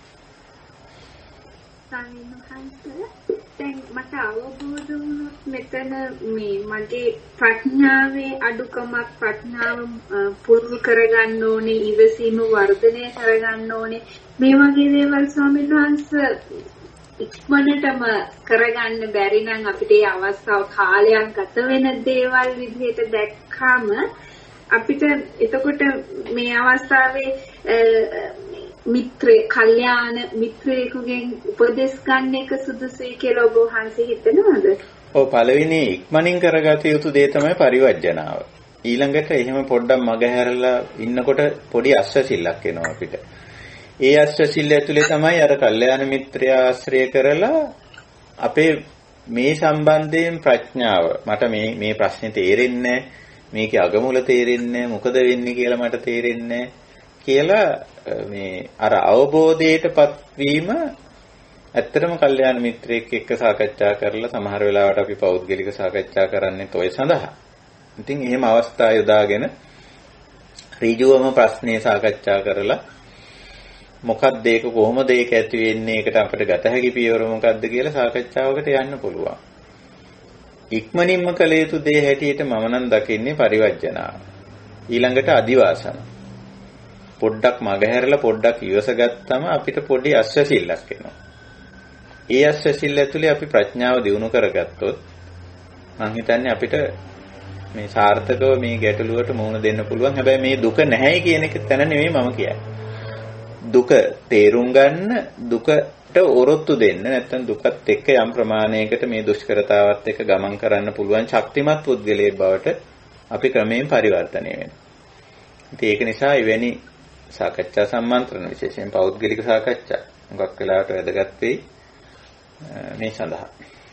එහෙමයි ස්වාමීන් වහන්සේ. තෙරුවන් සරණයි සුපත්තිව. තෙරුවන් සරණයි. හොඳයි වෙනත් සාකච්ඡා නොමැති නම් අපිට අපේ භාවනා වැඩසටහන අවසන් කරන්න පුළුවන්. එතකොට අද අපේ අවධානය යොමු කළේ මේ බොජ්ජංග ධර්මවලට විශේෂයෙන් සමාධිය පිළිබඳව අපි කතා බහ කළේ. ඉතින් සමාධිය අපි වක් වෙලාවට මේ සමත සමාධිය ගොඩ නගාගෙන ඒ තුල අපි වාසය කරනවා. ඒකේ ආස්වාදයක් විඳිනවා. ඇත්ත වශයෙන්ම මේකේ සුඛාස්වාද ගතියක් තියෙනවා සමත සමාධි. ඒ අනුව අපි ඒක විඳින අවස්ථාවක් තිබෙනවා. ඉතින් සමහර වෙලාවට මේ සමත తত্ত্বය හේතුඵල ධර්මානුකූලව අවුල් වෙන්න ඉඩ තියෙනවා. ඉතින් අපේ ජීවිතයේ අනුකුත් සංසිද්ධි 100% මේ ධර්ම මාර්ගයේ යද්දී අනිත් සියලුම දේවල් වලින් අපි බැහැර වෙලා නැහෙනේ, අයින් වෙලා නැහෙනේ. ඒ අය එක්ක යුතුයකම් වගකීම් වැඩ රාජකාරී එක තමයි ජීවිතේ යන්නේ.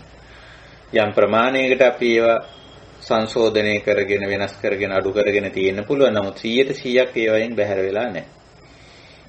ඒක නිසා ඒවායින් ඇති කරන බලපෑම් මේ කුසල ධර්ම වඩාගෙන ඉන්න අපිටත් තියෙනවා. අන්න එතෙන්දී අපි කොච්චර දුරට අර අවබෝධය දරා ගැනීම සතිමත් භාවයේ සතිමා සම්පජානෝ ආතාපි කියන විදිහට අපි කටයුතු කරනවාද කියන එක මෙතෙන්දී මේ අපි සැලකිල්ලට ගන්න. ඒ මට්ටම තමයි බොජ්ජංග මට්ටම කියලා කියන්නේ.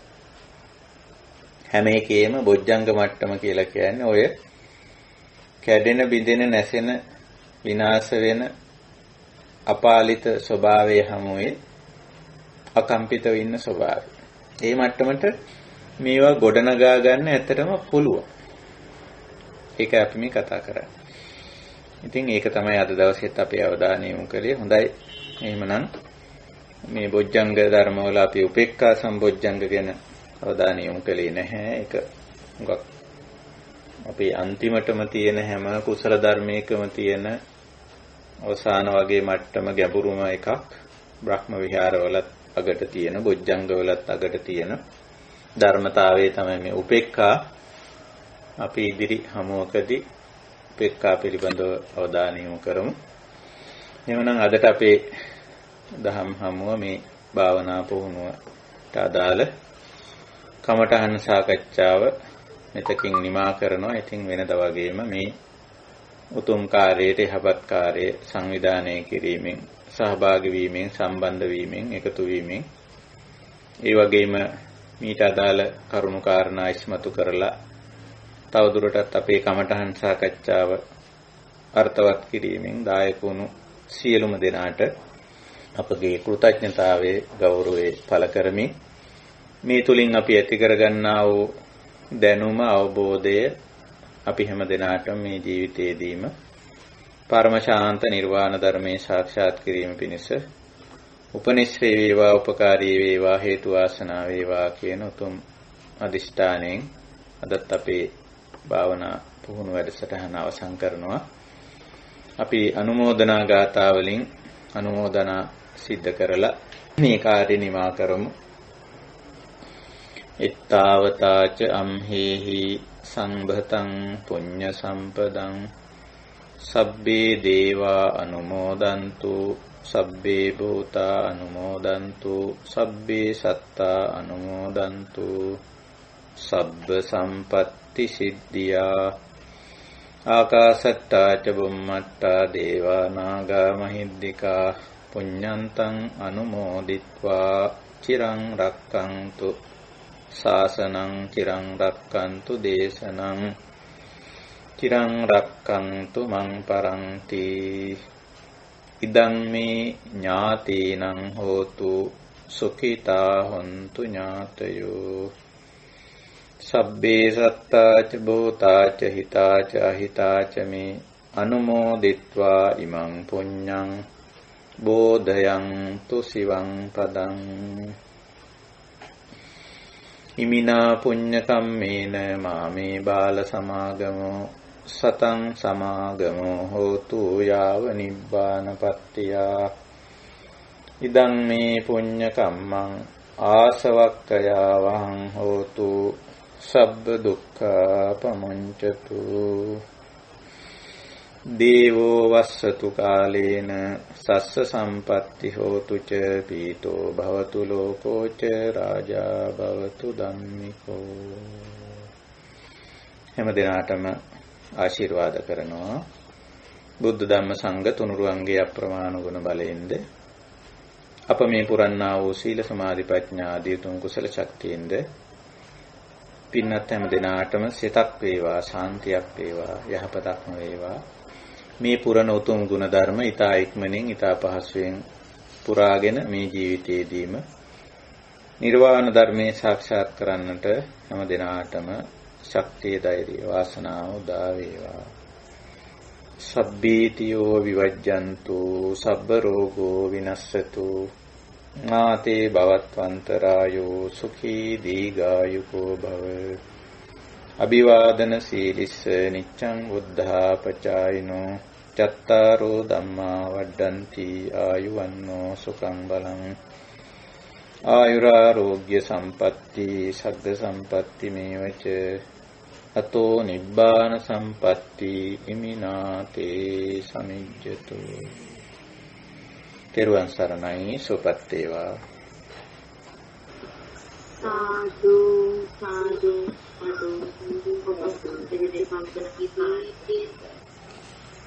සරණයි ස්වාමීන් වහන්සේ. තෙරුවන් සරණයි. සුවපත් වේවා. සාදු සාදු සාදු. හැම දිනාට සරණයි.